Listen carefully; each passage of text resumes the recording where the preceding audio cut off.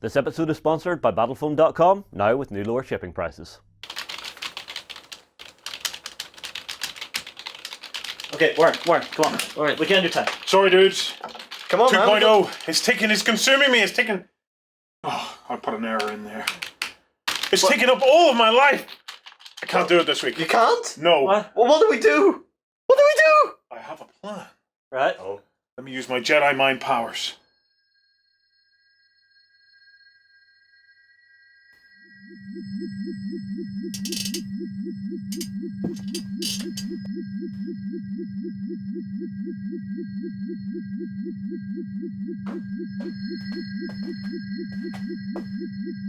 You okay, John?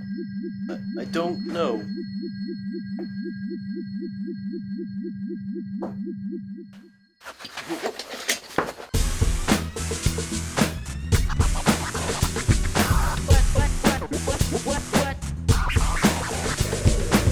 Hello everyone and welcome to the Weekender. I am not Warren, as you can tell. We got a replacement Warren in. We've got a replacement. Hello everybody, welcome to the Weekender. Hi John. I'm here apparently. Hello. Well, actually, Delicate. Be gentle with models. yeah, It's fine. I have another 400 of them to paint by next Wednesday afternoon, so. yeah, and he's going to get them done. I am, of course, joined by John and by Justin Hello. and Ben up on the screen. Hello. And I am Sam, and I'm in the captain's chair this week. I'm nervous. It's very strange here. Okay, there are red buttons, but it's not that red button. I want to press the button. It's not the button. Yeah, I it's wanna not press the the- red button. What happens if I press this button?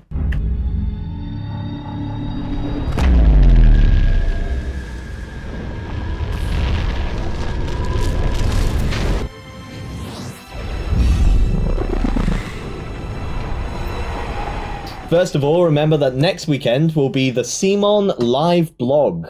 Yes, the CMON Expo will be kicking off next weekend. Don and Gianna are going to be over there bringing you the latest and greatest from our good buddies from CMON. Anything you're hoping for them to check out, make sure and get it into the comments below. Yeah, I'm very excited to see what's coming out of CMON. They've got a lot of stuff going on in there. Yeah, you I mean, know. the last thing I saw out of CMON, me personally, was, of course, Rising Sun. We unboxed on, I think, an XOBS a while back. Pussy Bubbly? Yeah, possibly. They're, Yes, they're also possibly. doing a secret project or something. So there's going to be the new big game that they're going to be announcing, which of course Dawn and Gianna are going to be checking out. So for that next week as well. Yeah, and of course they're going to be playing games. They're going to be playing lots of games and telling us all about them as well. I definitely want Don and Gianna to get a closer look at Hate if it's there. Oh, yes. Would be very good. And if there's anything new for A Song of Ice and Fire. Am I saying that the right way around? A Song of Ice and Fire. I Okay, think that's so. fine, because no, first time I said it, I said Fire and Ice, and I was just like, damn it! Yeah. Well, we know what one you mean. Yeah. That game. The cool one with dragons. Are there dragons in it yet? No dragon. Not yet. Not yet. No. No, We have the promise of dragons. There will eventually be dragons. Currently, it's Northern Berserkers, the Mountains Men. I was just Intrigue. making a joke about the books there. They're constantly promising dragons. There will be dragons. Okay. They will come to Westeros eventually. Well, he's even writing a new book that's set back in the past of Westeros rather than doing his new one as well. Yeah. Mr. Martin, you tease. Yeah. Yeah. Well as that, you can go back and check our live coverage of Salute, Yes. because we are still running the competitions for that. Yes. Lots which of has stuff a to ton win. of prizes. So, scrolling down through, there's the prizes. Yeah. This is a full listing of individual prizes. So, if you want your chance to win any specific thing there, make sure to go to that post on the live blog and get your comment in there. Yeah. Got an absolute ton of stuff we're giving away. Yeah. Really looking forward to seeing lots of jammy dancing going on because of that. Yeah, I think I'm going to suggest to Warren we announce winners by stages, just so I don't have to deal with all of that in the back end, emailing companies and winners in one day. No. I think we should announce them all at once. I know that's going to give you a headache, but think of the joy you will spread that day. My RSI, God, why? Finally, the Celestial Painting Competition is underway. Yes. So we had the good fortune to sit down with Byron and actually get a chat about what people are going to be working on and get a little bit of a look at the world. Yeah. If you haven't checked it out, make sure and go have a look. Yeah. You can go to the Facebook group and you can cast your votes for which of the painters you think is doing the best. Yeah. And they are some beautiful models, very well sculpted. Yeah, it's that body horror look that you see so rarely, and I mean, like the quality of the miniatures is great. I had the good fortune to build a couple of them, really nice put together. Yeah, very nice sculpts. And yeah, I am looking forward to seeing what the judges come up with for that as well. Yeah, have we finalized judges, or are you still waiting on a holdout? Currently I'm still waiting on a holdout, but hopefully I will have that sorted by today. Okay, so you need to buy a plane ticket. Yep. Fly to their hometown. Yep. Stand outside the door and just hold a big boombox over your head. Yeah, that seems to be the way of it. I can imagine that happening, actually. You know, You're not gonna boombox Careless Whisper, though, are you? I would if I knew the song. Never gonna do. No. No, don't know. You need to sing that a lot more, John. Come on. No. Yeah, come on. No. Sing for the viewers. No, this is not a John performs things. See, weekender. I just imagine Sam. He would probably go for something classic. We will rock you. Definitely.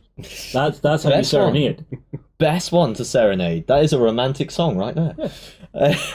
Well, speaking of rock, 80s rock, 70s and 80s rock, we have another board game that is definitely inspired by the vibe of that time. Yeah, well, I mean, like the 80s was now.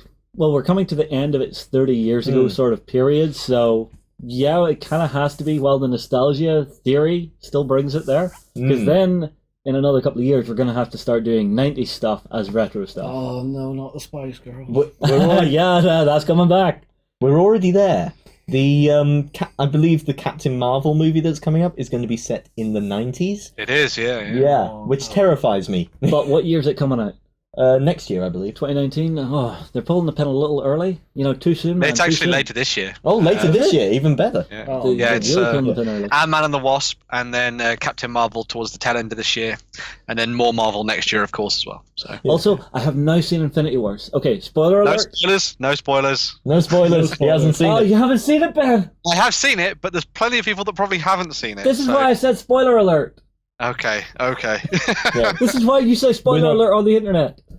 We're not letting out any of those secrets. No, I'm yet. just gonna say that movie punched me in the gut repeatedly. It is a very good Repeatedly, movie. it punched me in the gut. It was just like, stop it, Marvel, why? Ah! Well, we've got a more cheerful thing to show you now. Yeah, This is Hard City. yeah, Just want to take that there and show it yeah. off. So, we've got a prototype in. Yeah. Really nice classic 80s style. So, I believe this is coming to Kickstarter in the coming week, I'm thinking. it is.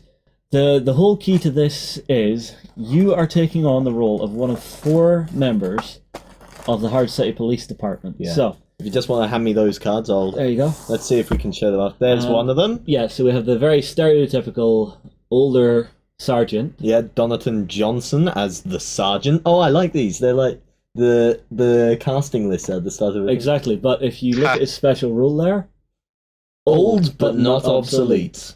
What a quote. I just like all the donuts. Yeah, Really? the donuts are essentially your action points as far as I can gather. I haven't looked in depth at the rules yet, but from what I can gather, it's a one versus many dungeon crawler reskinned to be like an 80s B movie. Very You cool. and your fellow police officers are fighting against the dastardly Dr. Zero. Oh, now that's an evil name. Yeah, who is basically infesting the city with tons of mutants. Well, we've actually got a picture of one of the mutants here. Here's one of them. Yeah, this is Fubar. Fubar. Wow. He does not look like a happy chappy. No. He's seen better days. He just wants a hug. Well, you can hug him if you like, Justin. Depends how drunk I am. Terrible. This has the look of Police Squad versus like something like I get more of an A-Team vibe off it. I Yeah. think it's definitely got that sort of the days of Arnie movies. See, I'm getting the Miami Vice vibe from it. Yeah. is it Miami Vice versus Police Squad? It's Miami Vice, and what was Arnie's friend, the fella from Predator? Oh, I've forgotten. Oh, I can't remember his name. Post below. Yeah, we just need that clip of them meeting in Predator right now. What's the matter? The CIA got you pushing too many pencils? Actually, I've got the miniature of Fubar here, just reached in, found him. Now, the miniatures are actually looking pretty nice. Yeah, now I'm not sure if these are production or prototype or what. Although I do love the back of it, because you can see there's a barrel of something jammed into his back. Oh, yeah. Some form of mutagen. I believe these are prototypes still, but I get a whole range of vibes off this guy. It's like a monster from Resident Evil mixed with the Toxic Avenger and Left 4 Dead. I don't know, it's kind of like a chemical swamp thing. It feels like something from Resident Evil, but it also feels like something from Batman. Yeah, I like could the see animated that. series or something like Yeah, that. now, if you do go and check out, there is a Kickstarter preview video out there which shows off some of the mechanics of the game. Here are some more of the mutants, yeah? But the biggest drive that I can see for the game is that you, as the police officers, each have a special ability, and you're trying to save the civilians, depending on what mission you're playing. So we have another set of the mutants here. Okay, let's take a look at these. If I'm right, I think there's like 4 different sculpts. Now, this is why I say I got that Left 4 Dead feeling, because there is the different kinds of... Let's face it, they're zombies, aren't they? Mutants. Mutants, but they're zombies. Mutants. It's I'm a gonna be horde of pedantic. diseased, monstrous former beings out for your blood. It's zombies. So, but they all have different things going on. If we look here, these ones here managed to get themselves a weapon. So you do have the different kinds that you're going to have to tackle as a team. Now, I'm not sure if they actually have different stats, or if it's just to mix it up on the board to make it not look like it's just tokens and shit. Okay. So, I don't know, maybe in the deeper rule set there are different types of them, but I haven't seen anything that has said that to me yet. So as far as I can tell, you have the base mutant and then Fubar. I see. And then Dr. Zero has different card decks that he can play things from to actually make things happen. Oh, I see. So it's... Let's say we were playing a 3-player game. Yeah. You guys would play the police officers, taking 2 each, and I would play Dr. Zero. So Okay. you actually do have like that evil human mind playing against you. We do when we're playing against you, yes. But I'm not evil. All the time. I'm not evil. All the time. Well, we've got the heroes over here. Yeah. If we just bring them under the camera. Just there. Here they are. And this guy has got to be my favourite. Just look at him. Now, come on, tell me that is not from Police Squad or Brooklyn Nine-Nine or something like that. Yeah, I'm getting the Brooklyn Nine-Nine. Yeah. Oh, I could see that. Yeah. Actually, you say Brooklyn Nine-Nine. Yeah. Terry. Yeah. Yes. Terry loves yogurt. He should have a special rule. Terry loves yogurt. Oh, I love that show so much. It's actually. great. It is very I good. have spent way too much time. Actually, we've got properly punched out components Oh, here. So, I don't have a blade, but I may have a sharp enough fingernail. Yes. let's see how it goes. There you go, Sam. Oh, You can open that. let's take a look. We've also got our game board in here as well. And those are always fun to go over. As you saw from our previous unboxing, that you can quite often find lots of little hidden extras in the components. You can also lose yourself when unfolding a game board. Yeah. It's like, here it is. What, lose yourself in the moment? No. You lose yourself in the trying to put it back together. Yeah. That's the time killer. Yeah. So, if I just bring I this... thought Ben kind of liked being the board game janitor. Here we've got... I do enjoy being the groundskeeper when it comes to games. I had a very good time, weirdly, a couple of days ago, putting back together everything from Gloomhaven. So I was sitting there putting chits back into boxes and putting tiles into their folders and everything like that. That was quite funny, but Yeah. Okay, it's an acquired taste. There's the game. Quite an interesting board, that. Yeah, nice little section of a It city. is, yeah. Yeah. And you probably couldn't hear me here. Nice little section of a city, sorry. Yeah, it's... Now, it is single-sided. So, this is what you're going to be playing on Unless there are additional boards for stretch goals and stuff. Yeah. Well, what there are, if we go up here, as you can see in the components, there are car tokens and the like, Yes. which you will be able to lay around the place, and crates, and apparently manhole covers. I'm guessing there's possibly a need for them. I'm guessing mutants burst up through. I'm guessing turtles. There's got to be turtles down there. Yeah. On the other ones, you've also got some civilian tokens there, I'm seeing. Yeah, they're the same ones here, so there they are, just above the donuts. So So your main objective is going to be getting those civilians out onto a helicopter. Mm-hmm. yeah, and there are the donuts. Donuts. If we look underneath the game board, if you can lift that up for me, there's one I actually just put back in there. I'll show off. As you can see here, we have a big truck, and at the back here looks like more chemicals. Whoopsie daisies. Yeah. We've also got some of the different card decks in here as well. Yeah, there's lots of little things going on in this game, by the look of it. And then we've got some prototype decks. Okay. Now, I have to wonder how the game's going to play out. If it is essentially a dungeon crawler, but it seems quite static with that particular board. So I'm wondering how the different terrain and stuff is going to change it up. I know you've got a couple of mission cards there if you want to show them. Yes. So these talk about how you're going to set up and play the game. As you can see, we've got a mutagen heist and mayhem on the streets. And if you look down here at the bottom here, we've got a setup grid by the look of it. Yeah, I was having a look through this, but I couldn't see rules, so maybe they sent us a PDF that I haven't managed to I think they did, yet. yes. Right. I think they have sent us a PDF. Fair enough. We'll have to dig into that at some point on the next gaming night, you know? Maybe, because, I mean, it looks fun. Yeah, yeah. I'm always up for trying some new board games, and we haven't really got stuck into a board game in quite a while. Yeah. Well, I don't know, I got stuck into Kingdom Death Monster recently. Well, so yeah. I've been enjoying the hell out of that. Yeah, well, that's something else entirely. That's not a board game, that is a commitment. Yeah. All board game is an I don't have experience. commitment issues. Yeah. Especially not with board games. Yeah.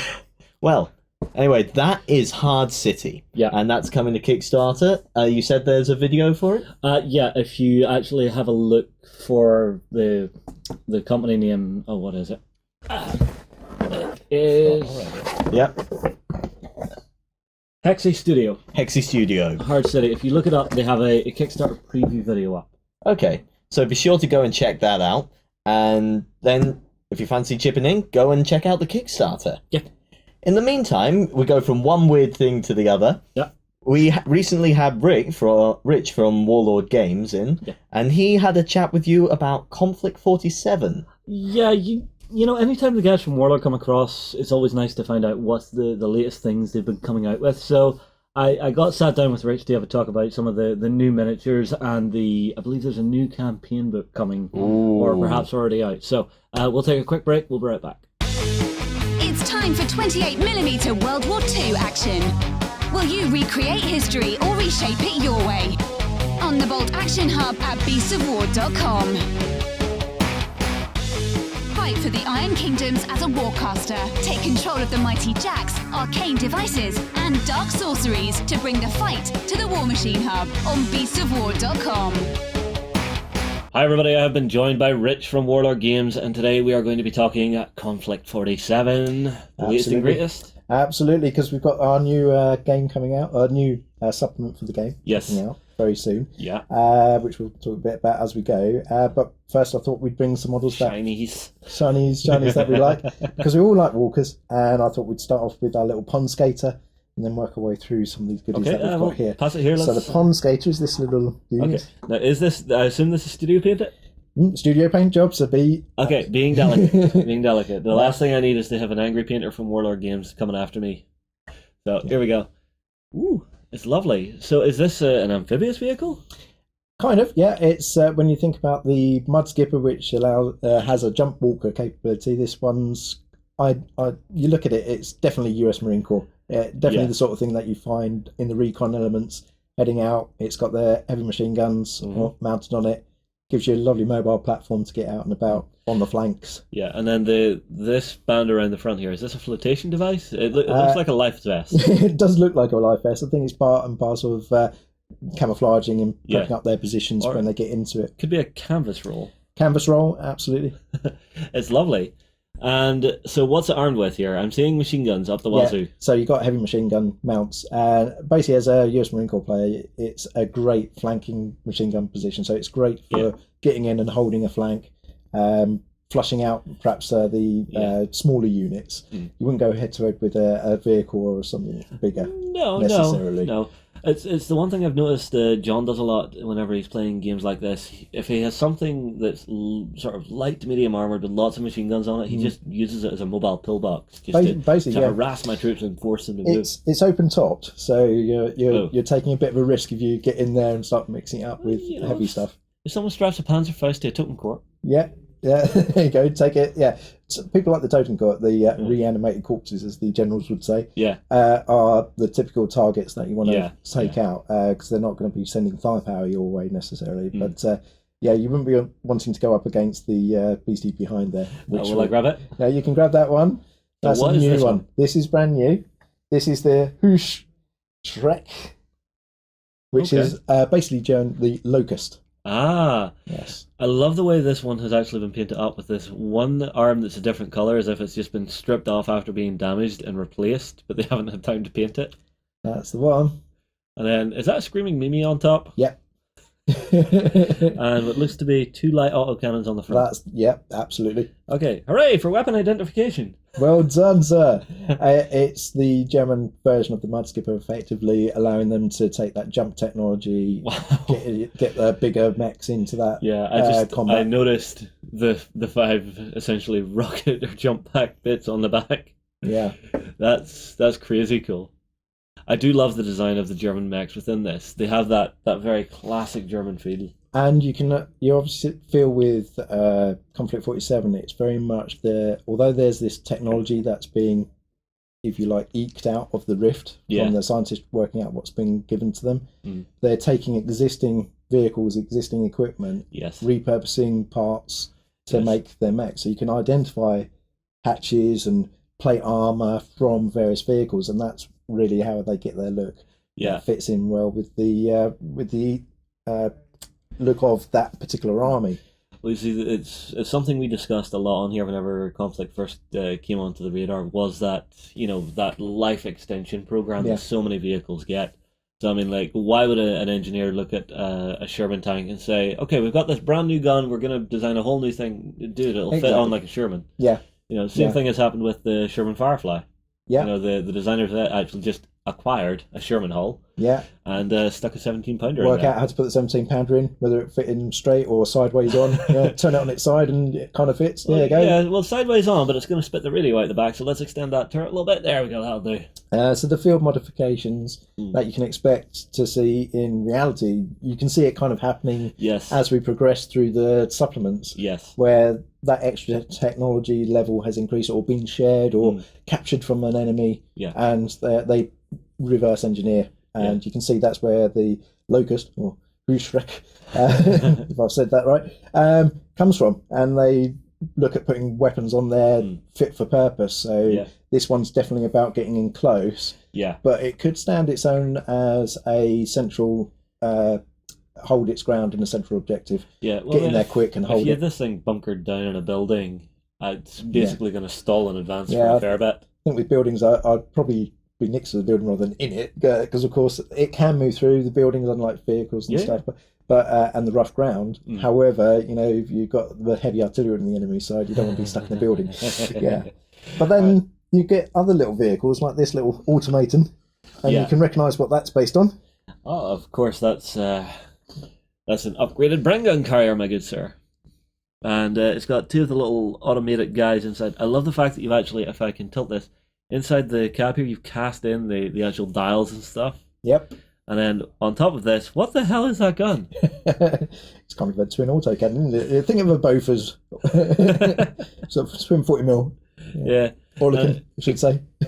Again, this would make a fantastic little mobile pillbox, just rolling up the field, give you a hard point that can sort of keep the enemy down while the rest of your troops are going to move. Yeah, so it's very much still a case of the infantry's the guys that have to get down on the ground, foot slog it, and get in there. But with the British ethos of creating these automatons, they don't have to waste lives so much. It's a case of put these guys forwards, even though there's rumours of units of automatons becoming almost attached to their human units to the point where they will step in front of the rounds coming in to take the rounds, because although they're not meant to be sentient or anything, there's that seemingly there's cases in the book, they're bringing storylines in it which really pull together a nice flavour, where these units go out and the men get attached to them as well. They take as much time as they can to look after these automatons, and the automatons seem to be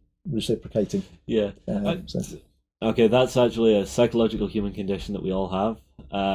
We will assign human traits to non-human objects or creatures. Whenever you talk about your dog's personality, that's you assigning human traits to an animal. Your own trait goes on to that, and the animal is almost exactly. You'll see the echo. Absolutely. And with that little automaton there, the forces begin to really come together as a nice little force on its own. So you don't need the normal troops elements. You've got pretty much a whole force of automatons. That really puts a flavour in there. Yeah, well, I mean, like seeing more of the automation stuff, I would love to see this. I know it'll be a ton of work, and it'll probably never happen.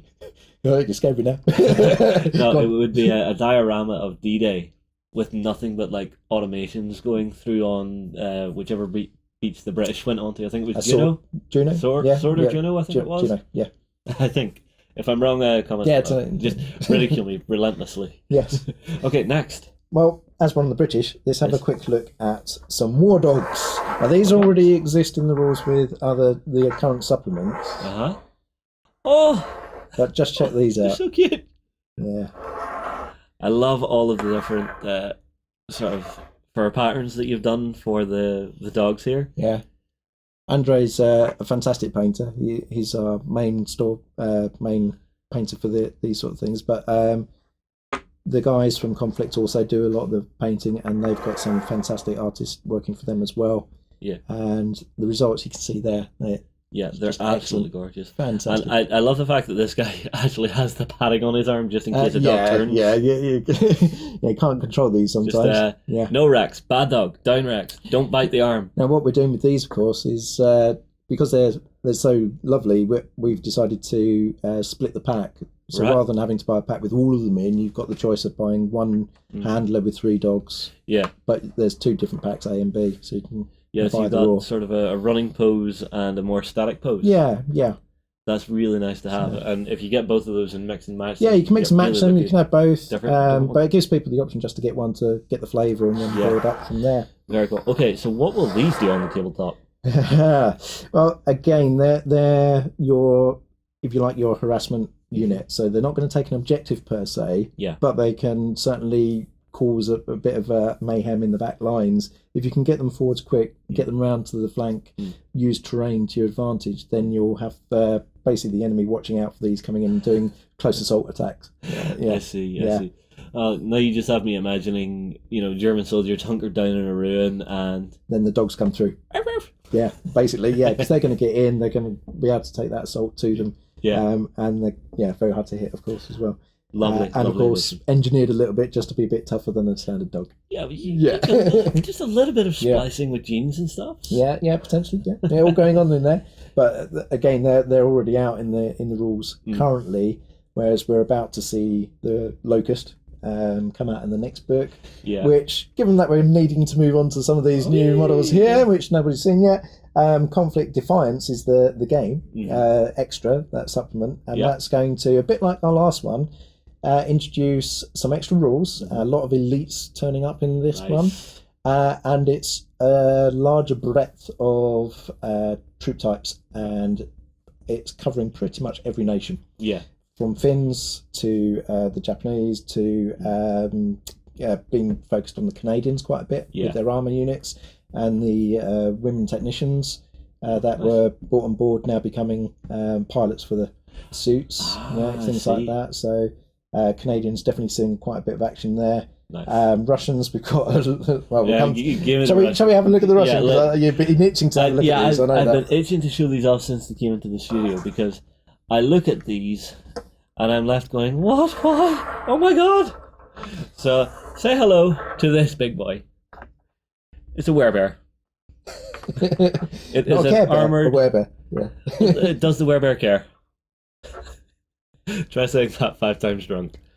The paint job on this one is absolutely gorgeous. You've got a couple of poses for this, and again, big anthropomorphic troop types that are just Genetically vicious. engineered. Yeah. Taking that technology that's coming through the rift, engineering different species effectively. Yeah. To the Then point where they commander. upgrade even volunteers or injured guys from the front and turn them into beasts like Commissar Drugoff. Yeah. I love the fact that his beard has just become fur-like. It's great. And of course, these are the 2 bears. They're resin, so they're going to be cast in resin. So this will be a box set with Commissar Drugov and his 2 bodyguard. I see. And I don't think any of the Russian soldiers will be turning tail to run away on this particular Commissar. No, I really doubt You it. can see he's got his assault rifle strapped across his back, so he Yes. can take the action to the enemy quite Yeah. happily. And the bears do their thing. Yeah, it's now, close combat. If I remember correctly, the Russians don't have a rift that they're No. getting information through. So They don't. everything they're doing is from Stolen. stolen information and tech from everybody they can. Yeah. Yeah, because effectively the Allies, particularly the Americans, have fallen out with the Russians Yes. at this point. So it's almost a 3-way fight where you've got the Allies, Axis, and Russians. Yeah. So, Well, I mean, in World War II, it could have actually went that way. It could have, yeah. Let's be honest, because Yeah. I remember John tells me about this the odd time, is at the end of the war, there was a victory parade yes. where the Russians were rolling out a new IS tank. And I think there was an American general sat next to a British one, and just when they saw them, the American one leant over and went, "Don't worry, we're still with you." Yep, absolutely. And Patton, of course, was a Oh, he was huge gung-ho. advocate of just taking it straight to the Russians Yeah. immediately and not hanging about. So. Yeah, I'm kind of glad we didn't because of nuclear warfare. Yeah, absolutely. Who knows what it could have been, but Yeah. that's where the guys at Konflikt, the Clockwork Goblin guys, Chris and H and the guys, they're doing a fantastic job of taking a different spin on it and bringing these characters into it. Yeah, it's And that they're- lovely what-if history. And they're keeping it still quite realistic. It's not steampunk, or it's kept it within the realms of it's a rift, but there's no magic. It's no there is none no of that element going on. X, which No. so many games have. This is information coming through. Yeah, we which don't know acts- why it's coming through or who's giving it, and why it's being given to both sides. Yeah. I'm kind of left to wonder what will turn up in the far-flung future. Yeah, we'll see. We'll see. Absolutely. So of course that's the Russians, and we've seen some of the Germans. Now a lot of the kit that we'll see coming out in the new book is going to be able to be used by multiple armies. Yeah. So you'll see the Locust appearing in army lists for the Japanese as well. Oh. Yeah. So there's a lot of crossover tech starting to happen between German and Japanese. So that's coming along. But also we've got Italians now. Italy. We know. Otto Belinda! Yes, Otto Belinda. Somavente.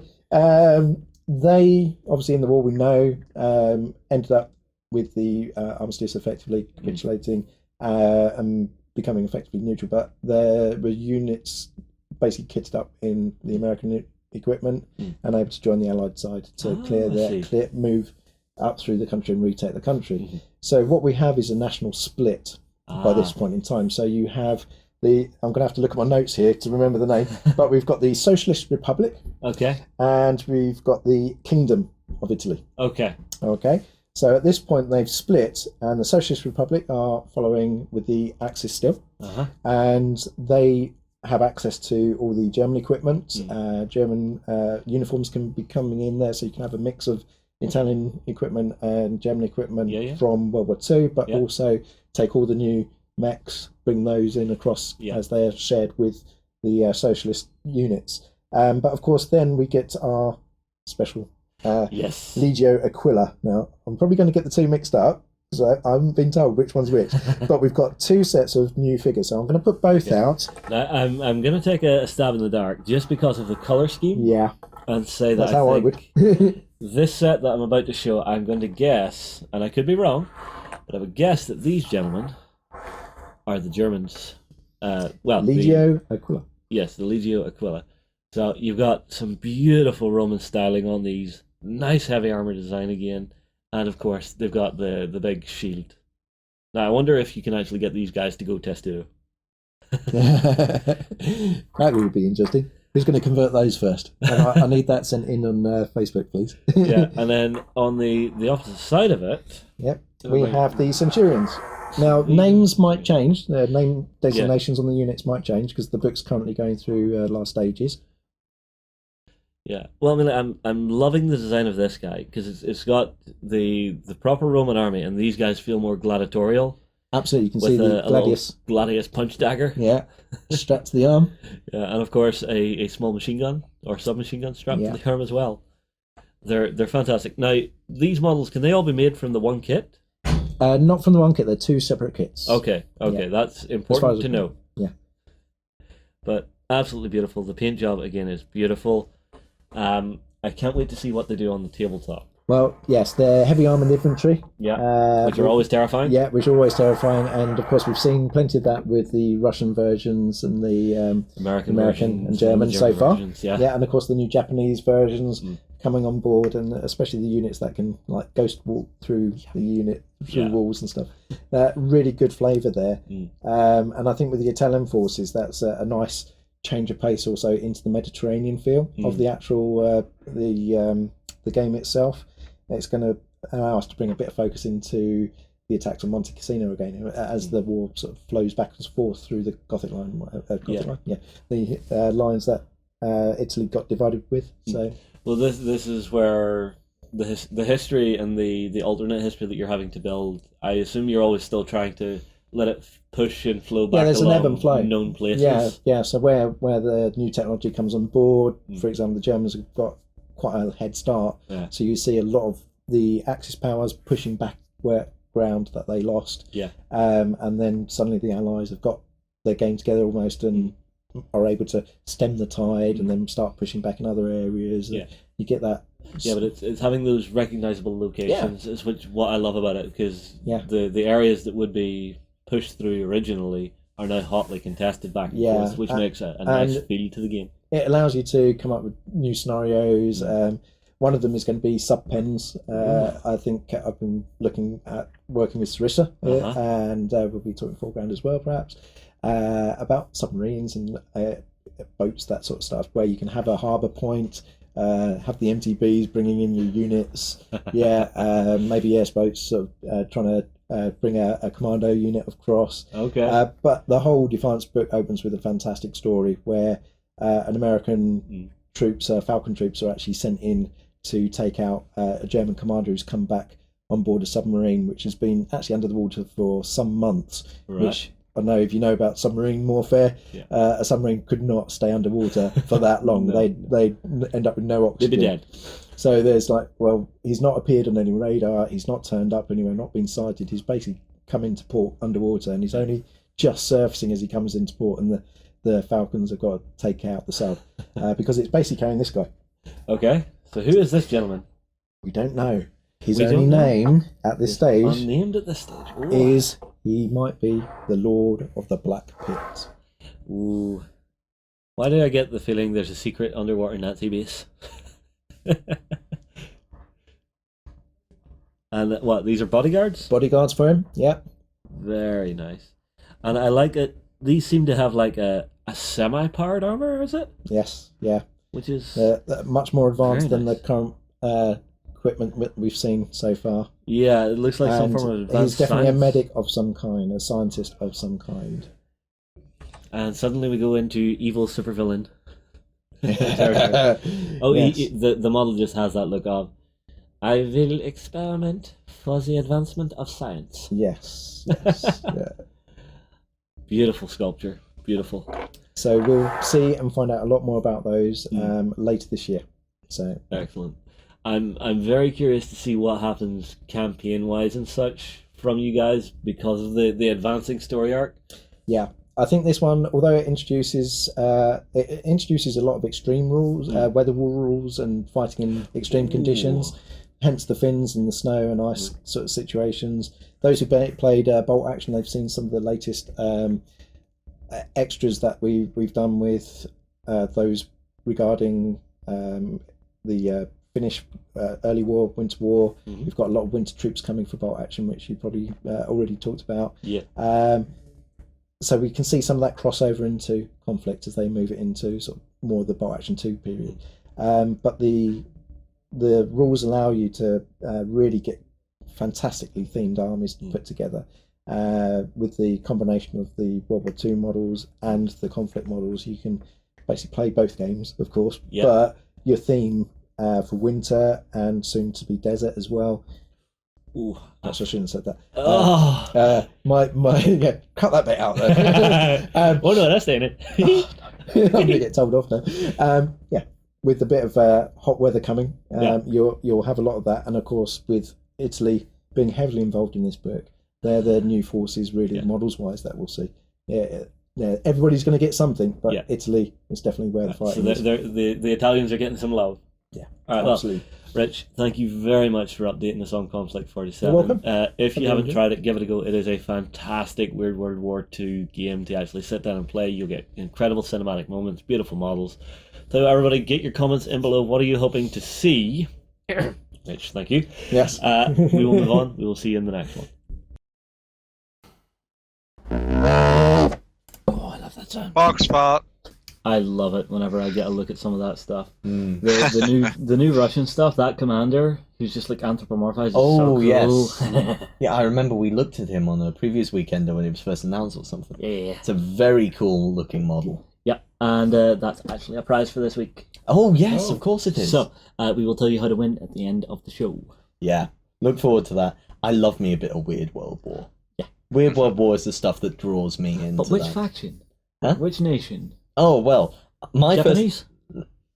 my first experience of Weird World War was with Secrets of the Third Reich. And for me, the thing that tied me in was the British and their focus on the folklore of England coming into that. Fair enough. And that's what I really like. Are you a fan of Weird World at all, John? I have some Konflikt 47. Oh. I have some German Konflikt 47. Yes, you have the Germans. An army I will never field because it would not only annoy Justin, but it might actually beat him. Oh. It's all the heavy you did troopers. beat me with that. Yeah, all the heavy troopers. It's all of them, that full armored guys. Oh yeah. All of the assault rifles. Yeah, no token core. I have like 30 of them. Dude, for why? Why you do this? Because if someone ever comes around here and goes, "Do you mind a bit of Konflikt 47?" I can be like, "Gotcha." Well, I think we might need to do a live stream of that at some point. You never know. Yeah, I think that would be a good one to put out. Anyway, let's get to the news. And starting off, we have some very exciting news for Star Wars X-Wing. Ben, what can you tell us about this? Yeah, so Fantasy Flight Games announced during their Galactic report this week that they're going to be doing X-Wing 2nd Edition. So yes, X-Wing is going to be coming back with a new sheen to it. There is going to be a whole bunch of mechanical and sort of integral changes to how the game works, just so that it makes it a little bit more streamlined. The game has got huge, as you can imagine by now. It's been around for a very long time, a very serious amount of years now, and so this update is pretty much there to kind of tighten everything up a little bit more and make it so it's easier for new players to come into the game and start playing it, as well as try and satisfy a lot of the veterans of the game as well. So one of the big things they've been showing off as part of their announcement was the fact that there's going to be a 2nd edition conversion kit. So there's going to be conversion kits for the Rebel Alliance, the Galactic Empire, and Scum and Villainy. So all of the ships that you already own, they're all going to be able to be transferred over into what you're playing in 2nd edition. All you got to do is get your hands on the conversion kit, which will allow you to play around with a lot more of the new mechanics, and obviously add in some of the new elements for all the different ships as well as you're playing through that. One of the big things they've talked about actually when it comes to the way that factions work is they're going to try and enforce a lot more personality into the different factions now. So when you're playing Rebel Alliance, when you're playing Galactic Empire, when you're playing Scum and Villainy, they're all going to feel very much like they should be in the world. Because a lot of people were saying that when it came to Scum and Villainy, for example, you're picking up a lot of the ships there, and they feel like you're basically just playing Rebel Alliance with a different skin, whereas it's going to try and add a little bit more of a layer of narrative and everything and a character to the top of this as well. One of the other big things they're going to be doing as part of this is they're going to be throwing into the mix a new app. So there's going to be an app for you to build your squadron Cauldrons with, which will be where they'll be updating and changing the rules for all the cards going forward as well. So you don't necessarily need everything down on the tabletop now. You can just have it all as part of an electronic device if you want to instead, which is pretty much a surefire way of making sure that everything stays level in the tournament scene. Stops you having to rebuy loads and loads of decks later on and such like so forth. We've seen a lot of other companies doing exactly the same kind of thing as well. For example, Privateer Press does that as well, has been doing that with the new edition and things. One of the cool things that came up mechanically about the game and what's been changing is they're going to be putting a lot more emphasis on how the Force works.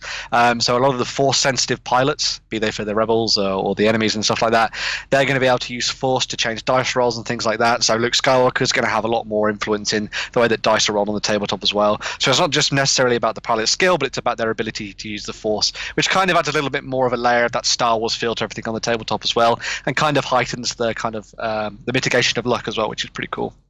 So maybe you'll see a lot more of those more traditional pilots coming back through into the mix as well here. When it comes to what they're actually going to be showing off for the release of second edition, they're going to be doing a set of different fighters. I think there's 2 for each. So you've got the X-Wing, the Y-Wing, the TIE Advanced, Slave One, and the Fang Fighter. So you've got some iconic ships there to play around with when it comes to X-Wing 2.0. I think, from what I've been looking at, the models seem to have got a little bit of a paint upgrade as well. It looks like a lot of the models are looking a little bit more like cleaner, I guess you'd say, and the painting on them is a little bit more matte, I think, as well. I'd probably say as well. But there's something I think you've missed as well, Ben. Oh. If I'm right, from what I've had a look through this myself, I think things like the X-Wings are actually going to have a couple of moving components. Oh, yes, that's really interesting. Yeah, so a lot of people will have seen that back with the some of the ships they did in the past. I think it was the Imperial Shuttle had the wings that went up and stuff like that. The X-Wing, you'll actually be able to open and close the S-foils, so you can actually move them around on the tabletop, which is really cool. And it's one of those nice little things that will be cool for the game. Well, that should also have an effect on how the X-Wing actually acts within the game, as to whether they're open or closed. I don't care. I just want the models just so I can play with the wings. Just do that all day. I'm happy. We all do. Yeah. But yeah, so for a lot of people, be you new players or veterans, X-Wing 2.0 is not very far away at all, and I'm sure it's going to be a very interesting time for Fantasy Flight Games, looking at trying to bring this game back onto the tabletop with a new skin to it as well. Yeah. I'm very excited for this news, as X-Wing is one of those games I know has a very strong following. It's one I've always wanted to get stuck into, but X-Wing for me has always been a bit of a strange game, because one of the trips I went to across in England, I actually walked into, well, there was a dual event on, right? So one side was War Machine, the other, there was an X-Wing tournament. Yeah. And me having the press badge, I snuck in, obviously. Of course. Just to have a bit of a gander about. Well, you walk into the press X-Wing badge is officially allowing us to be nosy. That's what it is. Yeah, but I walked into this tournament, and you know the way normally a tournament's quite loud, quite busy? Yeah. It was so quiet. It freaked me out a little bit. I don't know why. And you went in there and just disrupted everybody. No, everybody was just so razor focused on the table, getting the angles just perfect. You know, I think competitive X-Wing can be a little cutthroat. You know, you're aiming everything down to the last, like micromillimeter of angle turning. Yeah. Craziness. I'm fascinated to see what it looks like on the tabletop. Hopefully we'll get a chance to play the game ourselves and show it off in the studio and stuff. But for the meantime, there is actually a video as part of that news piece that we're showing off there, which was done by Team Cov. So if you want to go and check out Team Covenant and their sort of view on how the game plays and stuff, you can go and have a look at that and see how it all comes together in the new edition. So yeah, hopefully we'll have some in the studio. I actually played, I'd never played X-Wing, even when it was like really big, and then maybe towards the end of last year I was starting to get back into Star Wars and stuff like that, and playing Destiny, and I just turned around to my friend and I was like, can you just show me how to play X-Wing, just so I've got a kind of understanding of how it works? And my dice rolling was abysmal. It was the worst luck. The force against me, clearly something thought I was a Sith or whatever, and but it was good fun though. It was really fun playing it, so good game. Well, maybe now you have access to force powers, you can do something about that. Yes! This is not the result I was looking for. I like that one, yeah. Okay, next in the news, we have the return of an old Warhammer favourite, Joseph Bugman. Yes, at Warhammer Fest. At Warhammer Fest, yeah. So, what's happening here, Ben? Yeah, so Warhammer Fest is actually next weekend as well. It's in the Rico Arena in Coventry, which is over in the Midlands. And so this is going to be the big event from Games Workshop, where they're showing off all the stuff that's new from Forge World, Citadel, White Dwarf, Army Paint, well, all the other types of companies that are working with them and all that kind of thing as well. One of the big things they're going to be doing is they're going to be showing off some new models from Forge World. And obviously Forge World are doing a lot of the models for Blood Bowl. And one of the big ones they're going to be doing for this event is a new version of Joseph Bugman for the game. So there's a version of him as a player, him as a scout, and there's also going to be some rules, scout and a manager, sorry, and there's also going to be some rules for him thrown into the mix as well. So if you want to learn how to play with him, you'll be able to pick those up at a PDF download as well nearer to the event. The other bigger release that was coming out from Forge World is a new version of the Primarch Alfarius. So if you want to pick that guy up and check him out skewering some bad guys, then you can get that at the event as well for the first time. Although, is it really Alfarius? Nobody really knows. Or is that but really yes. a bad guy? Yeah. Is he that looks really a like bad guy? Amazon Is he to a me. good guy? Is it Alfarius? Well, what can you tell us about Alfarius, guys? Alfarius is a badass. Oh? Well, he's kind of a badass and kind of not a badass. You don't know. You just don't know. That's the point. That's what makes him so endearing to a lot of fans of him, is you just don't know who he is. Yeah. You know he's a Primarch, you think. Wait. He might not be a Primarch. Well, you can just throw conspiracies at Alfarius. The Primarchs of the Alpha Legion were actually a pair of twins. Yeah.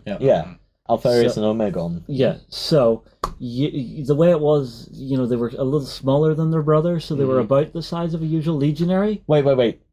Short Primarchs. Short Primarchs, yeah. Hobbit Primarchs. No. Still bigger. I'm in! Bigger than them, about the size of a regular They're still spaceman. 7 foot tall. Yeah. But don't ruin my dreams, John. They're just not 9 foot tall. Yeah, but the whole spiel was they had very much a sort of a Black Ops Legion, so you never knew if you were dealing with the real Primarch. So I mean, like, for all you know, this could be Alfarius number 1299. It's his turn today. His number came up. There's a novel I was listening to on audiobook, and I can't remember which one it was called. It wasn't Legion. It was a selection of short stories. Yeah. But there was one particular short story where a new Imperial Fist guy was coming up through the ranks, and he'd gained the favour of Rogel Dorn because he'd drawn some stuff, and Rogel Dorn was like, "That's actually pretty good. Do you want to be a captain?" Not quite like that. I approve this plan. But he takes this new captain with him to meet Alfarius, or Alfarius, and he's like, "Don't say anything, don't look at them, just watch." And he's like, "Okay." And he walks in, and there's this big throne room on a planet they've just cleared out, and in front of them is a darkened throne with a figure sat in it, and then another figure comes out from behind it, and then another figure comes out from behind it onto the other side. And they can just hear a voice coming from somewhere going, "Brother, it's about time you got here," this sort of thing. And he's playing a game with Dorn. He's like, "Can you tell which one I am?" Because they're all the same height. They've slight differences in their armor. Like, one's a captain, one's this, that, or the other. Yeah. And Dorn just strides straight over to one of them and just grabs him by the collar and is like, "Alfarius, I am not in the mood." And he's like, "How did you know, brother?" And it's like, "I can tell by the way you're standing." And he's like, "Are you sure?" And the other one pulls its helmet off and goes, "Hello, brother." And you're like, "What?" He's like the Loki of the 40k he world. He is. He's a very interesting character, and the model's beautiful. Yeah, the model is gorgeous. Yeah, let's just get one more look at that. And I will say, one of my favourite stories is actually whenever he screwed with the Raven Guard. Oh? The Raven Wing. Yeah. Well, no, Raven Guard. Raven Guard. The full... Corax and his guys. Yeah. It's been a long time since I delved into 40k basically, the Corax's legion got decimated. And so he went to the Emperor and said, "Look, my legion's decimated. I need more Space Marines. I need to get the legion back up to strength to defend Terra." Yeah. The Emperor, in his infinite wisdom and idiocy, decided it was a good idea to give him the secrets to actually create the gene seed. To create gene seed. And he messed it up, didn't he? No, he did not mess it up. He did it exactly perfectly. The problem is, Alfarius had got there first, corrupted the gene seed, copied the good data, took it for himself. So basically, within the Raven Guard, you had youngsters who were suddenly becoming full-blown Space Marines going, "Yes, this is amazing!" And then it continued. "Oh crap, why am I mutating?" And then they exploded.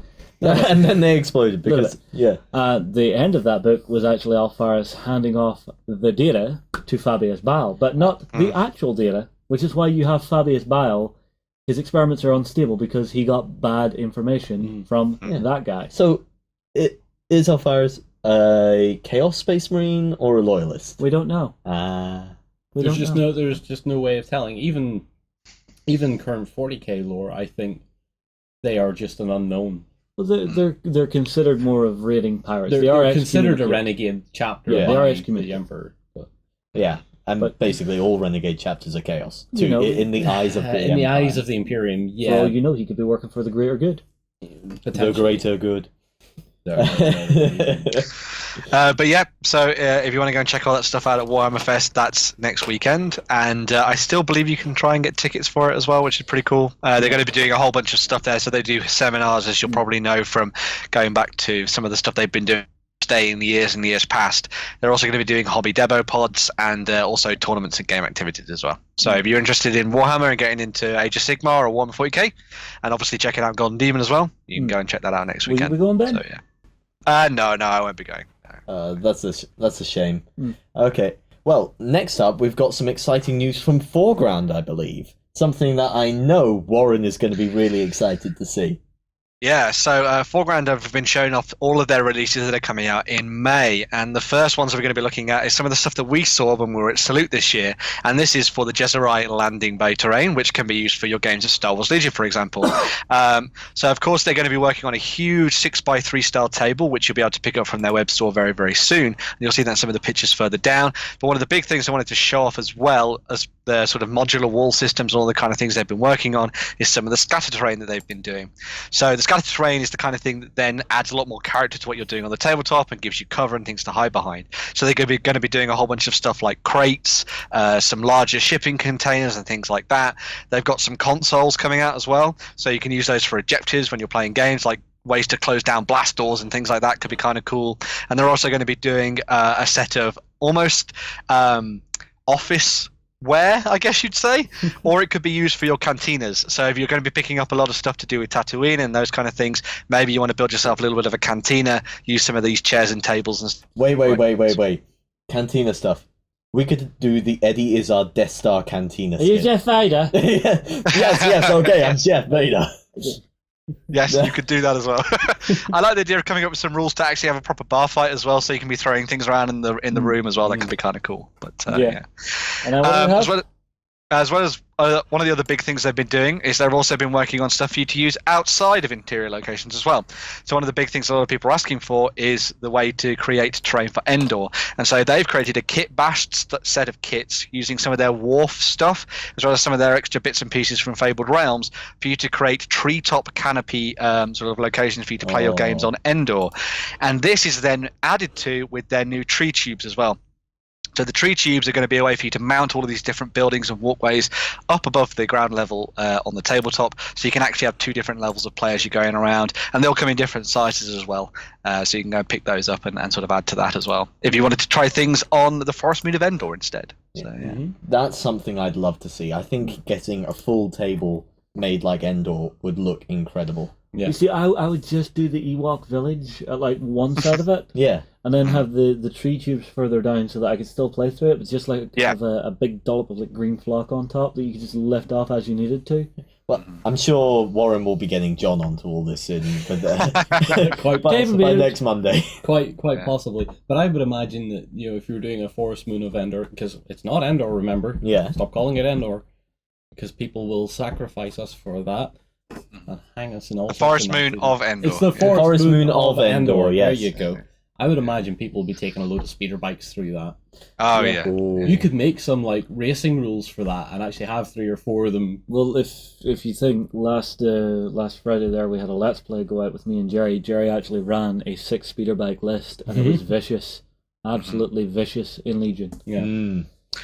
Yeah. So beyond Star Wars, some of the other terrain they're going to be working on is for their World at War range in 28mm, and they've also created a windmill set for you to go and check out. So everything that comes from Foreground always comes in layers, and there's always ways for you to play inside them as well. So for a good skirmish games like Bolt Action and things like that, you'll be able to play through the different levels with your snipers and stuff as the Germans are taking over rural areas of France and things.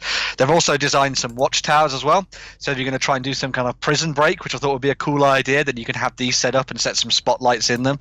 So you actually do some really cool scenario style play. And of course, you could use these set up in a more urban environment as well for sort of watch posts and things down the streets of, for example, Paris or something if you wanted to.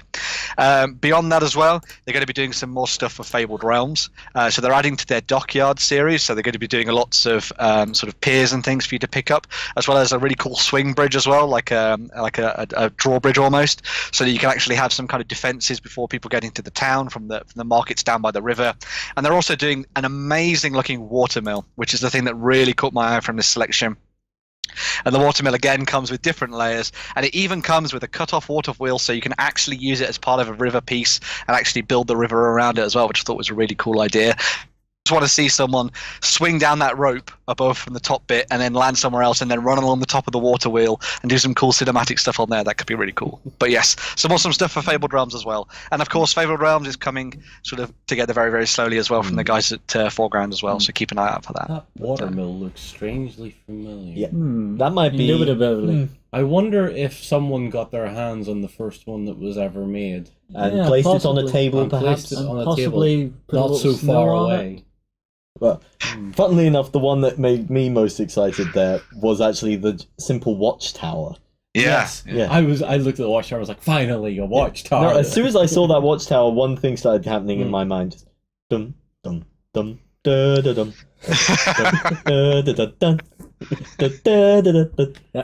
It's one of my favourite movies of all time. You see, I would love to see the guys do something more castle-like for World War II. Oh? Something like codex. Yeah. That could be very cool. Yeah. Yeah.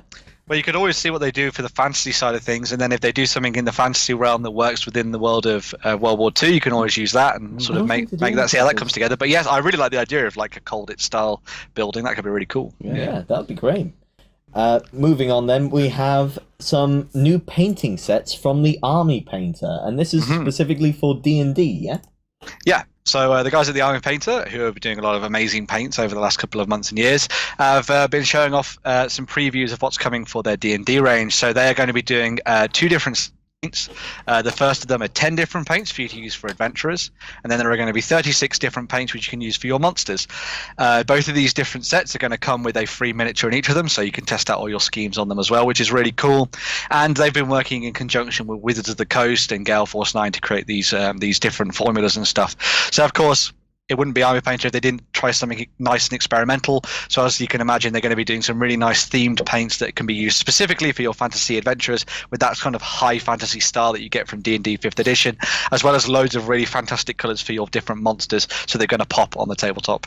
They're also going to be doing a set of D&D themed brushes as well. So if you want to really go all in on the whole D&D thing, you can pick up some new brushes as well from these guys too. So yeah. Cool. That'll be pretty cool.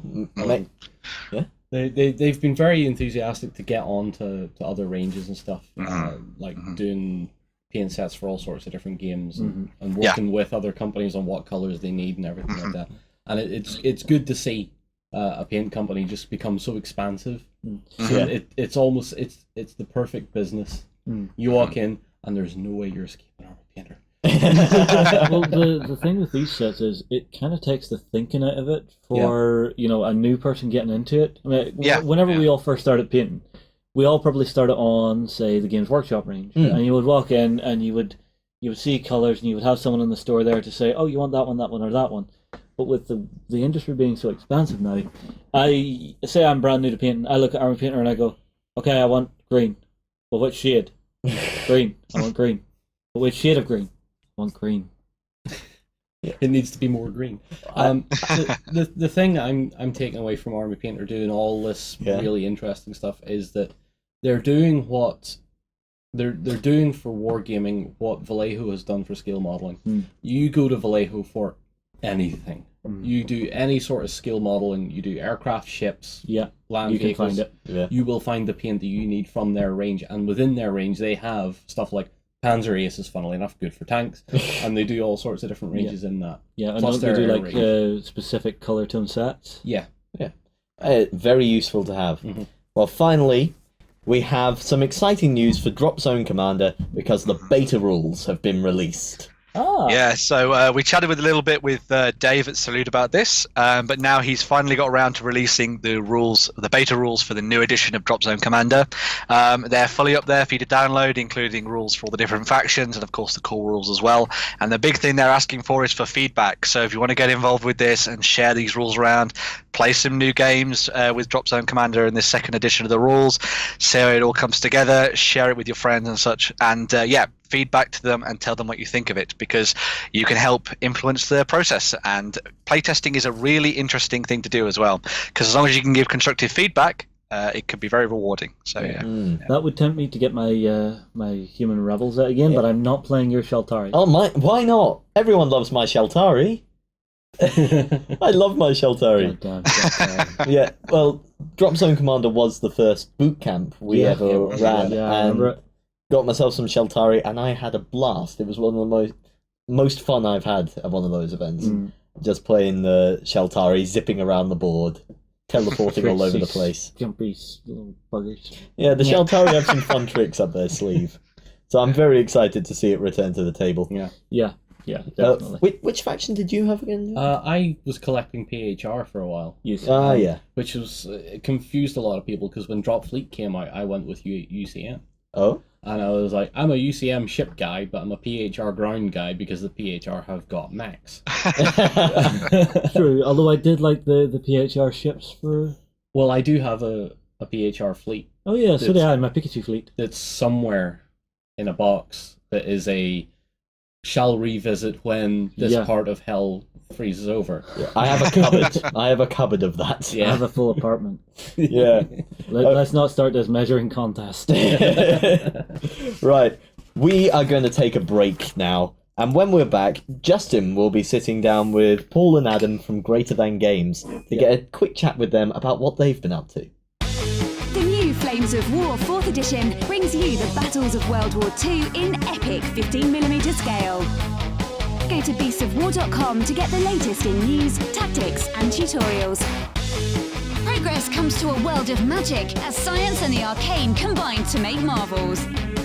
Meet steampunk inventors and orc mystics at the Volsun Hub on beastsofwar.com. Hi everybody, I have been joined by Paul and Adam from Greater Than Games. New guys who are in the studio for the first time. Welcome to Ireland. Thanks. And, I wanted to actually get you guys sat down on the weekend or to introduce you to the community. So say hello, everybody. Hey. Hello, everybody. Oh, sorry. Hello. And I wanted to talk about what kind of games you guys make as a company, and basically just get a feel for who you guys are, because we have more and more new people running in. So I'm starting to get a little nervous that people on the community are going to go, sorry, who are these ones now? Who is that one? Were they with them, or them? Okay, so we'll do this a little more often, hopefully, as we bring new people in. Yeah. First things first. What games do you guys make? So our company is Greater Than Games, and we make a lot of different games. We've got two of them here to kind of show off. Yeah. This is the first game we ever published, actually, called Sentinels of the Multiverse. Okay, so this is the one that made you guys a company. Yeah. Yes. Okay, so exactly. So it's here. Yeah, this was my friend Christopher and I developed this game, and I went and drew everything in it, and he... Oh, you did the art? Yeah, Adam did all the art for this. So. Dude, yeah. You have a fantastic hand on you. Thank you. All right, and so what type of game are we looking at here? What kind of game is this? So this is a cooperative fixed deck card game where you play as a hero fighting against a villain in some sort of dynamic environment. Okay, so let's crack open the box. I'm always curious to see what comes inside a brand new game, especially when it's cellophaned. I can't resist opening it. So, build quality is great for a start on the boxes. There's sometimes I'll open boxes and the box just feels that little bit too light. Yeah. So there's a tactile thing to that for me. Right. I don't know if a lot of people get that, but that's what absolutely. So inside our box, we start off with, what is this? So that actually lets you know that there is an app of this game. So you can get this game on the Apple App Store. And so Steam iOS and Android? Yeah, iOS and Steam, yep. So all of them. Yeah, so there's both an app of the game and an app for tracking if you don't want to have the tokens out. Then you can keep track on okay. this app right here. So moving on through. Rulebook, I guess? Yeah, rulebook. Yeah, for sure. It's done really nicely. It's got that nice sort of comic book feel to it, like an appendice for a comic book. It tells you a little bit of the story of all of the characters that are in here. This is entirely in a universe that Christopher and Adam made up. So I see. And so I'm guessing this is just some of the breakdowns on the cards. Yeah. Okay, moving on through, we have these tokens. What are these for? Those are for hit points. Hit points. So we have 1s, we have 5s, we have 10s, and we have 25s. Yes. All really nicely die cut on the board. Again, bugbear of mine is when I see die cuts that are just ever so slightly offset. Yes. You know, and me too. You know, the number just isn't precisely in the center. So I like that drives us nuts. Yeah, we went and found a factory that's really good at die cuts. So in particular, just because that is a trickier thing to get. Yeah, it's one of those things. It's having that little touch of extra care. Just, I know a lot of people out there wouldn't notice it if it's there, but if it's not there, they instantly notice it. It's that whole thing. Do it right, no one will notice. Do it wrong, they'll never let you live it down. Yep.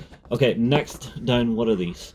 Those are modifier tokens. So sometimes things in the game will say you take 1 extra damage from attacks. So you'd use these damage taken +1s. Or all of your damage is now fire. You'd use that. There's a variety of different effects that can be applied to things in the game, and those are just to keep track of that stuff. Okay, we then move further down and we have a lot of cards. A lot of cards. One thing you've added in here that I like, there's a little bit of sponge in here. That is something really nice to have, just because how many times have you had cards in boxes like this? You go to fill them up, and they go everywhere. Right. Yeah. So this helps it sit nice. And then we've got, these are actually divider cards. So once you open everything, then you can sort the game out by deck. So every hero has their own deck, every villain has their own deck, every environment has its own deck, and so you sort those out. And in this game, there are 10 different heroes, 4 different villains, and 4 different environments. So that way you can keep them all organized and alphabetized. Yeah, and heroes have 40 card decks, villains have 20 card, right? 25 card, and environments are 15 cards. What's the Omnitron deck? That's a villain. That is a giant rampaging robot. Ooh, goody. Yeah. I love me some big sometimes stumpy turn robots. into a factory that puts out a bunch of other robots. And I'm guessing just in here, is this divided by hero or type? Yeah, they're divided by hero, and some of these are split between bricks. Yeah, once you open them out, it's easy to sort them out. Sort them out by the deck backs are all unique. Names on the back. We'll not do that on camera. Yeah. Because that would be like watching paint dry and watching us sort out decks. Yeah. Definitely would. But I mean, like I said, build quality on the actual boxes is great. The cards, they look to have a very nice finish on them. And seeing just all the little pieces of artwork, so you've got like a little utility belt here, it's very nicely stylized. It's not done old school, which some people like. It's not done overly new school. It's that happy medium. So I think it's pleasing to the eye for both sets of people. Yeah. Another thing that's neat about it is you've got a flavor text down here that gives you a quote from a comic book that doesn't exist, but it's it's got an issue number and everything, and it says what they happen, so it kind of immerses you in that world. Talking to you guys off camera, I kind of want this comic book to exist. I kind of want this comic book to exist. Well, if you can come up with a way to get paid for it, then I'd be glad to do it. Dude, Kickstarter. Yeah. do like a single print run on Kickstarter. See how many people want that. Yeah. Coming 2019. I make the promise now. Good. Yeah, but you see, it's little things like flavor text and stuff that I'm guessing that's what you were really aiming for in this, was just packing as much flavor into the game as you could. So when we made this game, there were a number of superhero games that have been made over the years. Yes. And Christopher and I felt that there was none that made us feel like we were a hero, and that this was, I was embodying who this is, and I have my own set of powers, and then we go together against this one villain. And so that's what we set out to do, was make something that I could be the hero, and not just play a team of heroes. Like Magic cards or Well, it's right now. Mostly my background is in wargaming. Yeah. But there's one thing I have found that I always desire in every single game I play, regardless of whether it's skirmish, mass battle. I want the stuff on the table to feel like my stuff. Yeah. Like it's my story. I'm telling it. Right. That's just something I really find enjoyable about it. I mean, like, whenever I first started playing 40K. Yeah. So I grabbed the Space Marine chapter. I made my own chapter. I give them their full backstory. The game allows me to do this with the heroes in here. Yeah, pretty much. Yeah, you set your villain out, and the villain definitely has a plot, and that deck is automated. Yeah. And so there's a lot of storytelling that can take place as you're playing. You go, all right, well, I get out my utility belt and I pull out my daggers out of that and throw it, and as much story as you want to put into it, there's definitely room. And the deck drives that narrative. The deck drives you toward feeling like you're being whichever particular character. So if you're the Wraith, so you're an urban rogue and you've got some throwing knives and some other stuff like that, you're going to be like going around and shooting out some damage and trying to get your gadgets and build up all of your gadgets you've got. Whereas if you're Tachyon, you're a super speedster scientist, so you're going to be playing a bunch of cards and doing a bunch of other stuff, and it feels like the story of that hero, and you learn it by the mechanics of playing it. Yeah, but it feels like I'm taking on the full role of the hero instead of just shunting the hero about, and the hero kind of takes over for their own stuff. I like the fact that there's that much control in there for the player. Right, so that is Sentinels of the Multiverse. Okay, I definitely, after talking to you with this one, I want to kind of get it on tabletop. So we'll see what we can do. Cool. So we'll pop this out the way, and we'll have a look at the other one. Now, this one has me really curious. So is this one of your newer games? Yeah, this is actually very new. It released at Gen Con last year for the first time, and this game has been doing so well, we've had trouble keeping it in print. So this is the first advanced copy of the 4th print run since Gen Con that we just got flown in. So this is Spirit Island. Yes. So what is the narrative behind this particular game? So this game there is somewhere in the South Pacific, somewhere around there, an island. And there's people that live on the island and nature spirits that dwell among them. And they more or less coexist until one day other humans start showing up, landing explorers, building towns, building cities, blighting the land and destroying the presence of the spirits, killing the people that live there. And as the players, we're all the spirits. So this is another co-op, actually. So we got 2 co-ops in a row. This is a full co-op, but this is very deep strategy with some area control kind of stuff going on, where we've got to increase our power and drive those invaders off the island. Okay, well, that's the box open now. So let's see. I love that new box. Okay, so inside the box, PVC coating. there's a really nice finish on the box itself. It's got a nice matte finish to it. So we come to first our rulebook. I assume this is just everything we need to know. Everything you need to know to play. Playing the game. The different layouts for 4-player, 3-player, 2-player. Yeah, exactly. And just where you're going to want to lay stuff out on the table itself. And then, so this game, what is the main mechanics that you use to actually play through the game? So it's got a lot of different stuff going on. So you build an island, and if I can show you. Yeah, sure. These are kind of neat. So it's a 1 to 4 player game. So if you've got 1 player, you're on an island that looks like that, kind of. Oh, so I can play this solo? Oh, yeah, totally solo. That's nice. 2 players, you have an island that looks like this. So it kind of puzzles together like that. Yeah, so we put it like so. Now 3 players, you'll do this. So we make a circular one. Right. I can't exactly fit it on camera, but right. You get the gist. And then 4 players, it gets a little bit bigger. We're going to run out of camera space even faster. Here. So this guy's got to flip around so the ocean's on the outside. And then you've got 4 players like that. And so then it makes this big board. So those will go up to 5 and 6 too. Yeah. If you have more tiles. So do you just build it further this way? Well, I'll show you. So we're going to be coming out with an expansion with the tiles for 5th and 6th player. So 6th player expansion does this. Builds this island. You can see. So you're building. And then the other 2 go up here. You build a star. I see. So I'll see if I can get some of this under here. But So that's the 6th player. And then you would imagine if you had the 2 other pieces, this would actually be flipped. This would fill in. It's like this, and then it would fill in down here. I see. So here and here.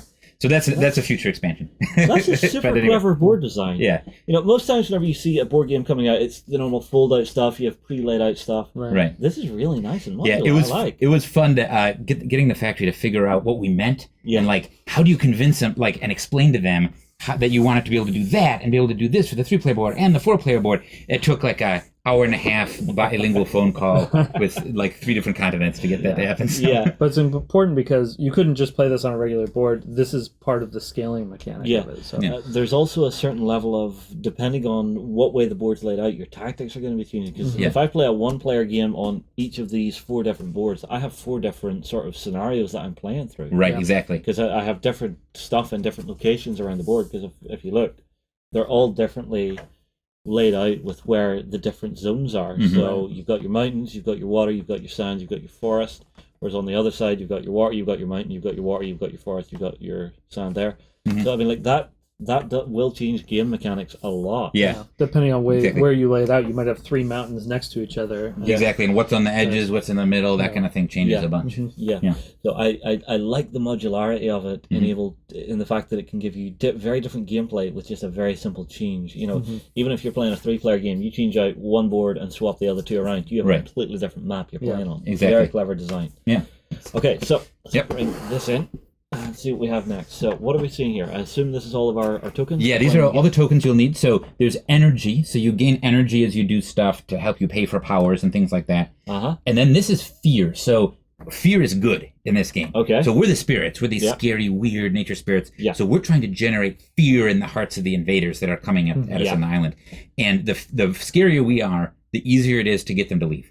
So we're basically the big scary bugaboos out in the forest. Exactly. Right. So. And then what else do we have here? I'm seeing 4 colored tokens. Oh yeah, so there's 4 different colors for the 4 different players.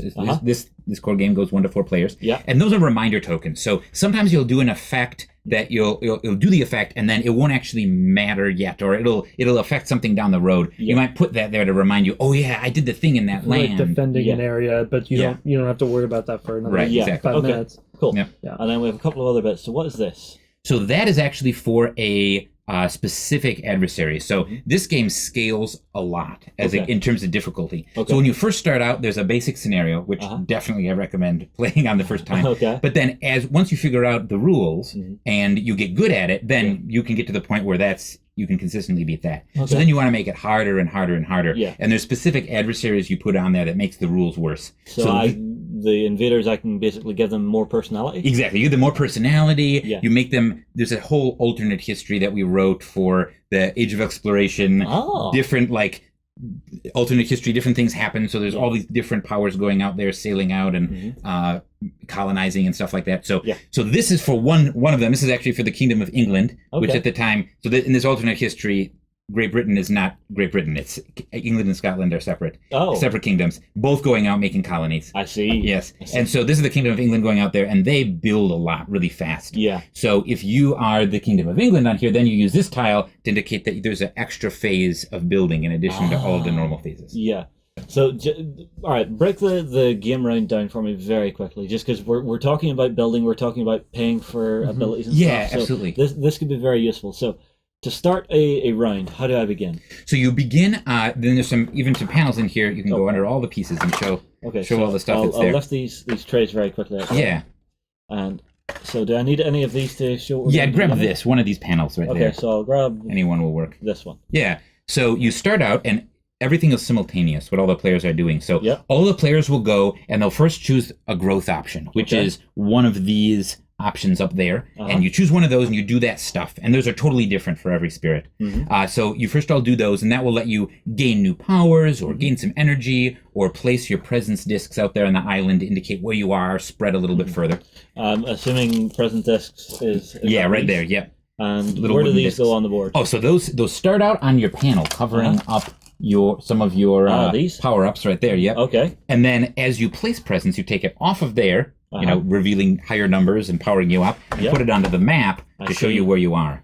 So we'll choose one of these options. I assume these become pretty self-explanatory symbol-wise. Yeah, once you kind of learn through the rules. So then you go down here and you gain some more energy. Okay. Then you use that energy to play powers. And when you play those powers, you put them down. And there's some of these cards here that you play, and they don't do something right away. Okay. So you wait till everyone has all their powers in play, and you look around, you see who's got fast powers. Yeah. You do those fast powers, but then after the fast powers happen, you go on and you start doing the bad guy stuff, the AI engine, the invader stuff. So that is under here. We got even more stuff. Oh wow, there's a lot of this. Yeah. Okay, so we've got another little board here. So here's the board that has a whole AI engine. Okay, so let's fold this out. Yeah. Here. So here you go. Okay, so this is our AI board then. Right. Okay. So up here you'll have fear. This is where you'll put your fear to generate it and move it up and down. Yep. And then over here there's a set of little mini cards that will have different land types on them. So here this one is a wetlands, for example. Yeah. And so that's a randomized deck that you'll draw them through and you'll see where they're going to do stuff. So you'll see that once these fill up, they're first going to ravage in some land types. So ravage is when they deal damage, try to put blight on the land, kill off the Dahan that live there. So I start here. Yep. You ravage. Right. Then you build. Then you build somewhere. Then you explore someplace new. And then these cards all slide this way. So the ravage is discarded, and then the build becomes the ravage. Exactly. And the explorer becomes the build. Exactly. And this draws you flip over a new one. Yeah, okay. Exactly. Really straightforward. So that's the AI engine. And you go through there and do all that stuff, and then you go and you have any of the slow powers that you played happen. Yeah. And then you start back at the top of the round with your growth and your other stuff. So it sounds like a very fast game to play. I'm so going to say that now. Yeah, so it's It takes about 90 minutes, I think, to usually play through a game. Okay. The first time you're learning it, if you're learning it from the rule book, it'll definitely take longer, as you expect. Yeah, I think that's what every game does. Yeah, exactly. The first few turns are slower. Yeah. And then once you get a flow, then turns move pretty quickly. Yeah. Yeah. The one thing I'll say is it's being clear with where everybody's at. you know? So exactly. if someone starts playing powers before you've actually chose your growth and or gathered your energy, make sure and go hang fire. Exactly. And just get them to slow up, because I'm sure you can get excited with this game going, yes, I'm going to do this and this and this and this. Yeah. It is very amazing easy to get wrapped up in that. Yeah. One of the nice things about it, though, is there's almost no downtime for anyone in the game. Yeah. So all of the players choose their growth options and gain their energy and choose their cards to play all simultaneously. Yeah. So you can chat with everyone about what you're doing while they're doing the same thing, but no one is really waiting around for anyone else. Yeah, so there's a round order, but not a turn order. Exactly. Which Right. I quite like that. I quite like that. Mhm. A game I'm very curious about, I'm going to say. Mhm. Okay, now here's one for you. This is something I like doing with companies whenever they're new to us, and I like being a little mean. Yeah. Would you guys like to give away a copy of this game? Yeah, absolutely. I would love to. So this particular game actually would be great if we can give it away. This game has been out of stock for the last month. We're waiting for a print run to come in. Okay. So it's kind of hard to find right now. So all right, I tell you what. Yeah. Let's make life a little easy for you. We'll do this exact copy. I will get it in the post. All right. Perfect. Yeah, that sounds great. All right. Well, everybody, if this is a game that you've noticed, you've maybe seen it at a show, wanted to pick up, haven't managed it, or if you have a friend who has maybe mentioned it to you, make sure and share it to them and tell them to come in and get a comment in on this video on beastofwar.com. What should we have them comment? What is their favorite game from Greater Than Games? All right. That's what the comment has to be if you're That going sounds to win. Winners on any of our shows are always announced on a Weekender, which is our weekly show that comes out on a Saturday morning. We also have a Sunday morning show as well. That's for our backstagers. But that's where you're going to want to keep an eye out for the actual announcement of the winner of this prize. So, new question then. Yeah. Where are you guys going to be turning up to this year events-wise? Because if they don't win this, I'm sure they're going to want to come and see you at events and stuff to actually maybe try and Shanghai a copy early in the day. Absolutely. So we will be at UK Games Expo. We're one of the show sponsors this year, so we'll have a big booth space. We'll be teaching both of these games, and a bunch of other of our games we'll have there. And they'll be for sale available there. So that'll be good. So we'll be there in the beginning of June. Then we will be at Origins in the US. We'll have a booth space there and be demoing stuff, showing that off. Then we'll be at Gen Con as well. So that'll be good, huge. And we always love Gen Con. We always have a big Gen Con blew my big mind bunch of stuff. So huge. Right, exactly. And then after that, we will be at Essen, but I'm not sure if we'll have any games for sale at Essen. So we're going to see. And then PAX Unplugged after that, exactly. So we'll be at Essen. There's a German version, actually, of this game coming out. Pegasus will be publishing at Essen. And then hopefully we'll have French and Russian versions at the same time. So that's very nice. That's so you're going multilingual, casting the net wide. Yeah, exactly. Excellent. And then, and then we'll be at PAX Unplugged the beginning of December back in Philly. So Okay. Yep. Now we come to my favorite part of every interview. Yeah. I love twisting companies' arms a little bit. All right. And asking them, is there any chance of a little sneak peek of what you're going to be working on in the future? Just a little tease? Yeah, so... so right now, we're full speed ahead on the Sentinel Comics role-playing game. Yeah. That's really what all my time is spent doing right now. That's a lot of our upcoming stuff. We're working on... So we've got an RPG set in the same universe as Sentinels the Multiverse that you had, right? And we've released a starter kit for that already to kind of get people into the game, people that have never played before, want to learn the system. Yeah. But what we're working on right now is a core rule book. Okay. And then a line of other books that are coming out after that. And so that's something that we're working on really intensely. Yeah. The other thing that we have coming out before too long is Legends of Sleepy Hollow. Yep, that's just going to mention next too. It's very, very exciting. It's basically a sequel to the original story in an adventure type game. Yeah, so that game has it's a 4-player game, and you're going through on a team, kind of adventuring through this series of adventures, series of maps, basically, where you go through and uncover a story, and it has some amount of legacy elements even to it, in the sense that you power up your character, you change what your character is doing over the course of playing it, and then you can go back and reset it and then play through it, and it's different depending on how you play through it. So that game will be fun, hopefully this fall. All right, so definitely something to keep an eye on is going to be the guys at Greater Than Games to see what they're coming out with. I'm very curious about the role-playing game, so I'm not sure. I'll see if I can get sat down and get a chat with you about it. I'm not sure if it's out already or if it'll go out after this, because Sometimes things get filmed and they go out in the wrong sequence, but we'll see what happens, all right? Yeah. All right. Right. Well, guys, it's been a pleasure having you in. Thank you. Thank you very much for the prize. 'Cause it's always nice to give stuff away. Oh, yeah. That'll be good. It's always nice to get people into new games. Mhm. This is something I always say to people whenever they talk to me about working here is, what is your favorite part of the job? It's seeing someone click with a new game. It's that moment when they get it and actually start really thinking into a game. The only thing left to do is to say, everybody, get your comments in below if you want to win yourself a copy of Spirit Island. We will move on. We will see you again another time. Okay, so Spirit Island and Sentinels of the Multiverse, two very interesting looking games. Yeah. Don't forget, get your comments in below if you want a chance to win a copy of Spirit Island, which is currently like finding hen's teeth. Really? Is it It's that very popular? rare. It's very rare at the moment. They're waiting for a print run to come in. Ah, wonderful. So That's that. We've had it knocking around the office for a while, It is a while really, now. really It's good one game. I've been wanting to dive into. But when the guys were over, I got the chance to sit down and play both those games with them. So keep your eyes peeled. They are both incredibly fun. Okay. Well, we have one last bit of news. Speaking of print runs. Yeah. Yeah. Because the second we stopped for our break, Warren Warren dove rushed through the in door. with this. It is the new Deathwatch codex. A Yeah. nice cover art as always. It is very nice. Yeah. The Beautiful. Deathwatch always interested me in 40k, just because it's that amalgamation of all the different chapters. Well, you remember that Space Marine army I bought off you? Yeah. Yeah, I was in the process of converting all that up to... They still have paint on them, don't yeah, they? they still have paint on them. I still have not... I've given up. They lie in a box underneath my bed right Victory! now. Some of them have been converted to Deathwatch, and then they came out You with the will actual never destroy Deathwatch their army. heraldry. Yeah. That golden black massive Dulux paint. That was terrible. Oh, I know. First army, though. Come on. Yeah, true enough. Everyone's first army is a bit like that. I've seen your Blood Angels. Oh, My Blood Angels were all Sorry. right. just look at this. Ooh. Look at that art. I love Eldar. Yeah. I'm an Eldar player at heart. You know, I'm a Harlequin collector. Yeah. But, I absolutely love that. That's How very badass is this guy staring down an avatar of Kane? And Yeah. he's probably stood there with a fair amount of confidence too. Yeah, he's probably still there going, oh, you know, Yes. this kill you, don't we? This is a case of, and we shall know no fit.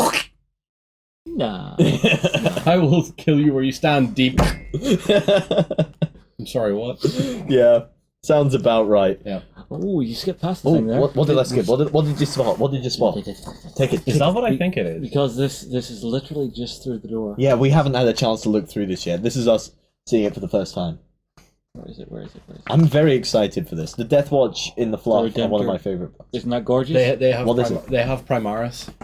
Yes, they got access to all the kit, well, most of the kit from the Primaris Space Marines as well now. So you've got the Reavers and the Intercessors and all that kind of stuff being thrown into this as well, because they've been deemed worthy to serve with the Deathwatch now. So, just look at Justin's eyes right now as he. Oh, do you know what? They have Vanguard Do you know what? veterans. I need some Deathwatch Primaris now. Because that would sit with my Stone Templar so nice. Show it under the camera. Do it! Look at him. He's an Ultramarine, but I don't care. An aggressor. Looking with that, totally that badass. armor is going to look so badass in black. Yeah. Oh, so good. Black and silver is going to look amazing. And the thing is, as well, is that a lot of the stuff that they brought out for the Primaris kind of works okay with what you already had from 40k and the Space Marines now. So you can actually start to use a lot of these Deathwatch kits and build them onto the Primaris parts and create your own new Marines and stuff as well, which would be cool. Chaplain So looks badass. Is that Cassius, as in Chaplain Cassius from the Ultramarines, in there? I He was believe so. in the Deathwatch. Possibly. That's Well, like awesome. most Space Marines do spend a term of service. They can rotate through, yeah. Yeah. Oh, they're fighting Tyranids. Yeah, that's. I absolutely love that one. Just that kill team surrounded by a gorgeous. horde of Tyranids. Yeah. Yeah, although I always giggle whenever you see these guys in any of the backstories and stuff, Yeah. because some of the chapters really don't get along. Yeah. You know, you have there was one I remember reading. It was there was a Space Wolf in the Deathwatch. He got put into a Space Hulk, and he was just like, ugh. His sense of smell just hit him, and it was just the other Space Marines were standing there going, we felt sorry for our brother because we knew he had a heightened sense of smell even beyond our being a Space Wolf. Did any of you three ever get to play the Deathwatch RPG? I did. Oh, what's it like? Ben? It's really good fun. It's based on the kind of premise of the Warhammer Fantasy Roleplay 2nd edition, I believe. So it's the D100 system. It's all been made so that you actually, you're playing as a Space Marine. So you're incredibly strong, you're incredibly fast, and all that kind of thing as well. I actually played as a Space Wolf. Who had to take his helmet off all the time so he could actually use his sense of smell and his acute senses. But this meant that he then got shot in the face with a rocket launcher at one point. Half his face was blasted off, and then I think it was the guy that was playing the Blood Angel came over and was like, "And this is why you wear your helmet." And I had to get it all replaced with like bionic teeth and stuff as well, which was really cool. But it's a really good system. Very much promoted the whole cinematic style of things as well, which was really cool. I remember a couple of times I was playing it, and we were chasing down this Tau stealth team, and they went invisible, and we just couldn't work out how to keep them in place until one of our friends who was playing the Salamander lit up his heavy flamer and just started torching the area, and it caught one of the stealth suits and started to set it on fire. But as the fire was receding away, I was like, I got this! And so I pulled out my daggers, my like combat knives, ran at it, and stabbed them into the stealth suit. So it was running around with these daggers hanging out of it in the air. It was really good fun. Very, very cool stuff. I think if we ever do get some Deathwatch here, we may need to try and get John to paint or convert one up so it's got half its face removed by rocket blast. Oh, do you know what, Ben? I'm going to do that for you. Yeah. Even if that's not a project we do in the office, I'm going to do that for you. The batters are nice. Perfect. You know what it should be? It should just be Dr. Engine from the old Crash Bandicoot games with the rocket sticking out the corner of his head. Yeah. Oh, you just. I know there are some rockets in the kit somewhere. Just take one and just have it poking out through the islands. Yeah. Just catch that moment before detonation. Okay. I'm going to take that book back now. Otherwise, we're going to be here all day. No, you're not. Because it's pretty and shiny and wonderful, and I know want this army. And it now, I've wanted this army for ages. It now opens up a whole new narrative for my Stone Templar. Oh? I can have a kill team of these guys in the Stone Templar army. As like an extra, was it an extra battle group or an extra formation? Yeah. Basically, you can definitely do that. You could actually write the narrative that your Stone Templar have came up against a Xenos threat and reached out to the Inquisition saying, "Look, we need some extra brothers here. We need some help." I've already got it. Oh, I've already got it. So you know how my Stone Templar hate a certain faction of the Eldar? Yeah, that's what wiped them out like almost twice now. Yeah. Now that they're Primaris and they're all like, we can do this, they're going for it again. Yeah. So it's going to be like their third crusade. Very cool. Against the Eldar. Yeah. But the Deathwatch have clearly seen this happening and went, they can't do it alone. Yeah. Have some of your Primaris brothers rejoin you from the old crusade. Yeah. And come and help you in this fight. No one kills aliens without us. That's going to be so good. I have my narrative sorted. Yeah. This is something I'm investing in. Now, there are also some new models for this. Yes, there are indeed. Can you have a peek? Okay. The new Primaris kill team. That looks so badass. Yeah. There is a lot more character in this set than I've seen previous to them. Yeah. And they've always had a lot of character, but... I love the way you can sort of see the different chapters. Yeah. Just in the way the guy from the Dark Angels, he's got a nice engraved shoulder, carrying twin swords, he's got the hood, he's got the cape. The Space Wolf looks Space Wolfy, the Imperial Fist looks like an Imperial Fist. Mm-hmm. And who the hell is this guy? That's a Flesh Terror. Flesh Terror, yeah. Flesh Terror, really? That's a Flesh Terror. See that big saw blade in his shoulder? Oh, yeah. He's got the pallid look of a Blood Angel as well. Yeah. Very, This very is really, awesome. I'm more interested by that guy with the shield at the back there. Oh, which one's he from? He is not messing around. He could be a Templar. Black Templar? He could I think potentially so. be. He's got a black shoulder pad. So I think that is a Templar, yeah. Alright. Really, really. I'm just going to point out this isn't actually a new kit. By the way, it's one of the older kits, but it was just a demonstration of what you can use when it comes to the parts that they have on offer, and then using them with the Primaris ones. So just so you're aware, it's not a new actual kit. I see. But keep that in. So hang on, what's in that picture is kit bashed, not actual kit. That's an actual. That's one of the sets you can already buy. It's one of the Deathwatch kill teams you can pick up. But you can obviously use all these different parts, as we've been discussing already, to help create your own new Primaris Marines if you wanted to on the table. They're bound to probably bring out a Primaris Deathwatch conversion set. Because I'm sure they will do. No, although it looks like I'm going to Belfast this weekend. Okay. Can we finish up the show so I can get away? Can I put this book down? I'm afraid that if I put it away... It's coming home with me. Sorry, I'm the one holding it. Possession, 9/10 of the law. Your thoughts? I'm faster than you. That doesn't matter if the door and I don't smoke. I don't smoke anymore. Yeah. You shut up. Oh, okay, whatever. I still think I could outrun you with that book. Semantics, my friend. Yeah. Semantics. See, here's the thing. If you're running, he has a car. Oh, so do I. Yeah, but you're going to have to run to your car. My car's closer. Moving on to the Kickstarters. Yeah, so talking of people running away from other people, there is a Good segue. Good segue. There is a Battle Royale board game that's now on Kickstarter. We talked about this a little bit before in the news, maybe a couple of weeks ago now.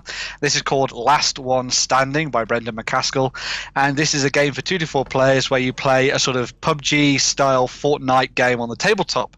You're each going to be taking on the role of different survivors. You'll be landing on a map, and you're going to have to fight your way into the center and be the last one standing and the last one alive.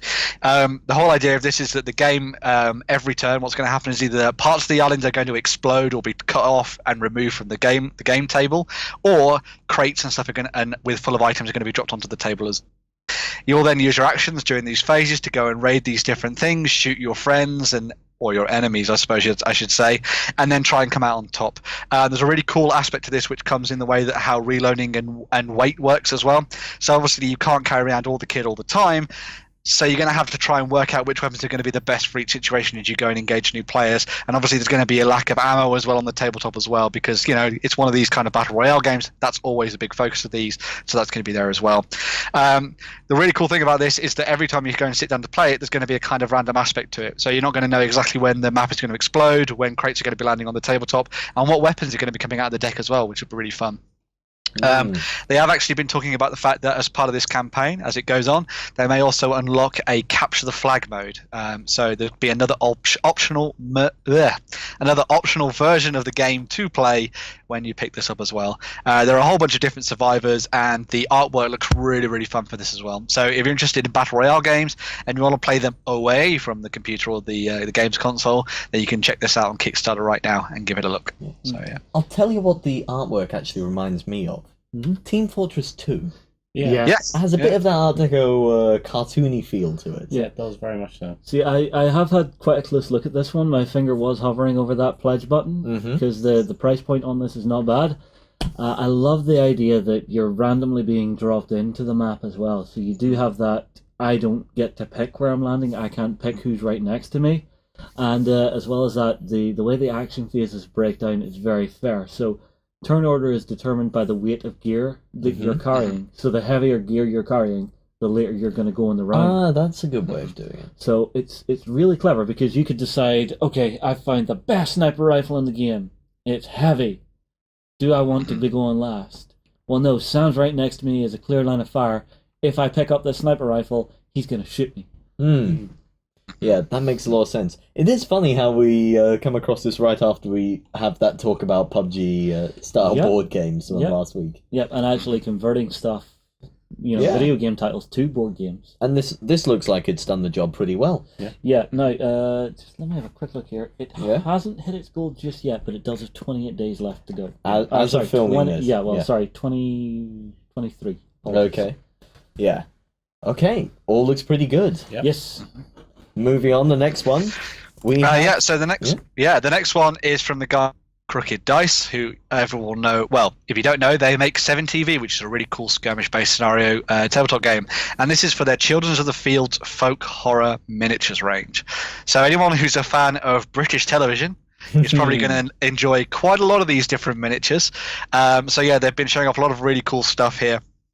The range breaks down into a whole bunch of new 28mm miniatures for you to use in a whole bunch of new scenarios in 7TV. So if you've been playing the new edition of the game, this opens up a whole bunch of new sort of programs for you to play through with different characters, different heroes, different antagonists, and all the monsters to get thrown into the mix as well.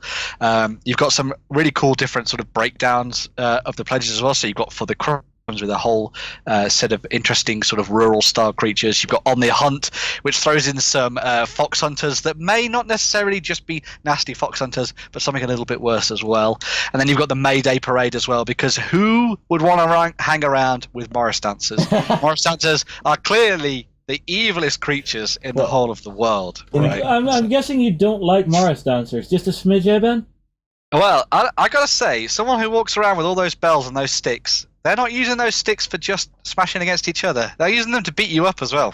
When you come to their local village, you ain't welcome. What? You're just going to hear them say, "You're not from round here." Exactly, exactly. In so. a West Country accent every time. And then, of course, that is then emphasized by some of the other cool characters that they've added into this as well. So if you scroll down through there, you're going to see some of the characters that have been brought up from their sort of not League of Gentlemen collection. Yeah. If you remember that show, which was an amazing black comedy show on the BBC. A very cool sort of resurgence not too long ago as well, which was very nice. But yes, go and check these out as well, and check out some of the extra characters. Because if you're looking at a range of models to paint up and have fun with, and because they're all completely different, this is pretty much the one to go and look for. And if you're not even going to use them for 7TV, you could also use them in a lot of your fantasy games as well if you wanted to, which would be pretty cool. So yeah, a really nice collection of miniatures, filled with all the rules as well that you need to go and pick up for these guys too. So go and check them out and see what you think. Well, just interesting. One last thing about the Morris dancers. Yeah. Because my headmaster of my old primary school in England, he was a Morris dancer. Oh dear. Was he as evil as Ben's expecting? An incredibly interesting character. So evil then. Would you say eccentric evil or just evil? Is he chaotic good or chaotic neutral? Chaotic. Definitely chaotic. He was a very interesting character. You know, May Day, every class had to do a May production. We had the maypole in the... Have you had the Morris dance? I did not, although there was a Morris dancing club in the school. And the headmaster would turn up... Very suspicious. Would turn up in his full Morris gear with his accordion strapped to the back of his Harley Davidson. Fair enough. That must have been a very noisy entrance. Not only do you have the Harley Davidson, but you have all those friggin' bells on it. Yeah, you always knew when the headmaster had arrived. Yeah. Did he wear them year round? Oh, he wore them in all office hours. Yeah, yes, every day, every single day. You could hear him coming. The most ineffective ninja of all time if he's trying to catch kids misbehaving. Ding ding ding! Behave! He's coming. You need to read about the Dark Morris from Terry Pratchett's Discworld. I just can't get into Terry Pratchett. I'm sorry. Get out. We're near the end of the show. Yeah. Speaking of which, yep. That is it. We are drawing to a close. But before we go, we have some competitions. Yes, so the ones that you will have heard about, most likely through the interviews, is that we have some goodies to give away, if I can find the end of my show notes. Well, first of all, we have a winner to announce. Yes, for take care of that. Yep. And this is for the Beyond the Gates of Antares, Isaurian Torga M7. Yeah. And the winner is... Rescue Toaster. I love that name. Yeah, that is a great name. That is the finest name. I think I need to buy the cheapest toaster I can find, paint it red, with little blue lights. You need a little LED kit? You're going to make your very own brave little toaster. Yes. But they said, well, what you had to do to win this one was leave a comment about what you think the future of armoured warfare will be. Yes. And Tough one, yes. They had a very interesting comment. They said, it pains me to say it because tanks are one of my absolute favourite things ever. Good man. But I think tanks, as they are now, are kind of obsolete, except in a ground support role. Yeah, tank versus tank warfare is a thing of the past. What do you both think of that? I totally agree. Really? I totally agree. No. I entirely You agree. will always need some form of armoured fighting vehicle. No. We're on the verge of a tangent here. Oh, you did bring it. He has brought up a really good point, Mr. Rescue Toaster, Mr. Rescue Brave Little Toaster. You have brought up a really good point. Well, we brought you and may as well let you go. Oh, yes. Off the chain then. There we go. Brace yourselves. John Unchained. Rated 18. Rescue Toaster, we blame you for this. Go. Right, so Armoured Warfare is, as it currently stands, tanks and everything around them, all armoured vehicles, are there to support one thing. Yeah. What is that one thing? People. Pushing forward the front line? The man and his rifle. Oh, okay. This is the way we're going. Yes, okay. Every armoured vehicle ever devised is there to support the man and his rifle, because the man and his rifle is the most important resource an army has. Doesn't matter how much technology you throw into the sky, throw into the sea, like with Geiger counters it's happening. Oh. There he goes. It doesn't matter how much technology you have, how much money you throw at it. If you can't support the man and his rifle, you've lost the war. Vietnam showed that eventually. Well, it does kind of make sense because whenever armies first got guns, you needed something to defend the man and his guns, so you ended up with trench warfare. How it then evolved to we now need to stop and beat trenches. What happens is through history, like going right back, you find some guy has made something called a sword. Well, I better make something to defend myself from that, so I'll make a shield. Oh, this guy has got a really big sword, my shield won't do, I'm going to have to make my shield out of something else. I'm going to make it out of copper. Then it goes from copper to steel, and then when swords get bigger and heavier, and now you start to get range into it, you get bows, longbows, crossbows, then people start going, maybe the really fancy people, the soldiers we need to keep alive the most, should be armoured. Well, they're going to dispense with that shield and wear a shield. So you get suits of armour. It goes on from there, pushes on, then you get black powder coming in, so people start to play with other different materials to use. Then First World War, and just prior to that, prior to First World War, you get armoured cars coming in because they realise a machine gun is going to be very important. A machine gun should be mobile, so stick it on a car, put some armour plate around the car to keep it safe, then it can drive around and shoot things up. Then trench warfare comes in, then you get the tank coming in because you need something to break through the barbed wire. So, that was the complete history of warfare according to John Lyons. According to John Lyons, oversimplified, but yeah. 1.5 minutes.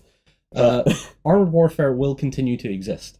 It's not going to die. The tank won't die as such, but it will evolve. You will find that, and it's already happening because you see experimentations like the US Army Striker, which I think is a pile of garbage. Why you make an armored vehicle of aluminium these days, I have no idea. It's completely ridiculous because we have things called hollow charges and RPGs. So, I love playing RPGs. Yeah.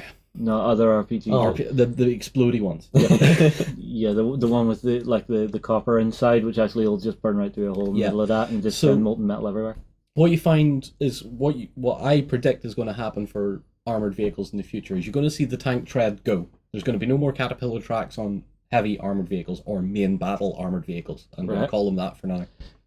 Assuming that the main battle is it going to go to wheeled? It'll go to wheeled. You're already seeing it with Striker and stuff like that.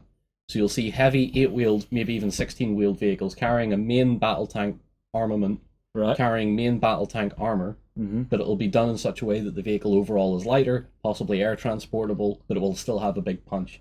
Because the whole idea of the tank is to support the man in his What if you get flat? Or what if you get 8 flats? You get run flat tires. Oh, okay. You can get run flat tires, or what they did in the Second World War with the armoured car called the Dingo is they ran on solid tires. Ah, okay. And you find even today with the likes of the Americans' Mastiff, that big, brutishly ugly, beautiful in its own weird way that only a mother could love. Yeah. Kind of design is that's where I think armoured warfare is going. Something that can protect the troops while they're inside it. It's fairly good when it hits an IED. It's designed so that the blast comes up and out from the vehicle. It'll take a wheel station with it, but that's about it. The crew inside are fine. But you'll start finding them putting big guns on those instead of a tracked chassis because you just don't need that heavy armor anymore. Okay. So, yes, congratulations, Rescue Toaster. Congratulations on your prize and your historical tangent for today. Remember to claim your prize from the menu up above. Is it somewhere over here? It's up over there. Make sure you come to beastsofwar.com on the homepage. It's any drop down in the top right corner that says claim prize. Yeah. So, now for this week's prizes. Yes, we have 2 there. Yeah. Let's start with Greater Than Games. Okay, so the guys at Greater Than Games are giving away a copy of Spirit Island. Yeah. What you have to do to win is actually come across and tell us what your favourite one of their games is. Yeah. So, just head out. That can be just something simple as, this is my favourite looking game, I haven't played it yet. Yeah. And there's plenty there to choose from. They've got a good range of games. They do indeed. Head over to Greater Than Games, check out their range, and then come back and tell us what you think. Yeah. And then the other prize is for Konflikt 47, the Ursus Bodyguard. Yeah, they have to make up the coolest Weird World War conspiracy theory they can. Yeah. So this should be interesting. Now, you could take an already existing conspiracy theory from the war and Weird World War it up, or just create a brand new one if you want. Yeah. Yeah. There's some great ones out there. Yeah. Like Mr. Hitler Got Away. Yep. There's all that sort of weird stuff that floats around. Yep. You've also got the German flying saucers. German flying saucers. You have not so much a conspiracy, but a very early sort of design prototype that could have happened but didn't.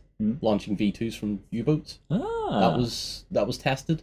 Interesting. That's not so much a weird World War conspiracy, but it's something you could tweak to be Weird It's something World that War. could be in Weird War. And you could make it so that it was maybe a plan that didn't quite happen, or it is happening and no one can find out about it yet. You know, you could have, the Germans were working on V1 flying bombs, which delivered Totem Core. I'm just expecting... Just on a string behind them. I'm just... so when they get over London, it just drops them? Yeah. At the end of this, I'm just expecting someone to have come back with the script for Iron Sky. The Gotterdammerung. Okay. They're building the Gotterdammerung on the dark side of the moon.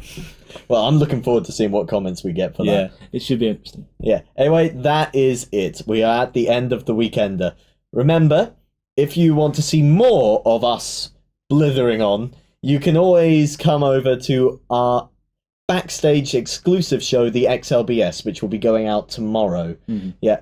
On beastsofwar.com. On beastsofwar.com, yeah.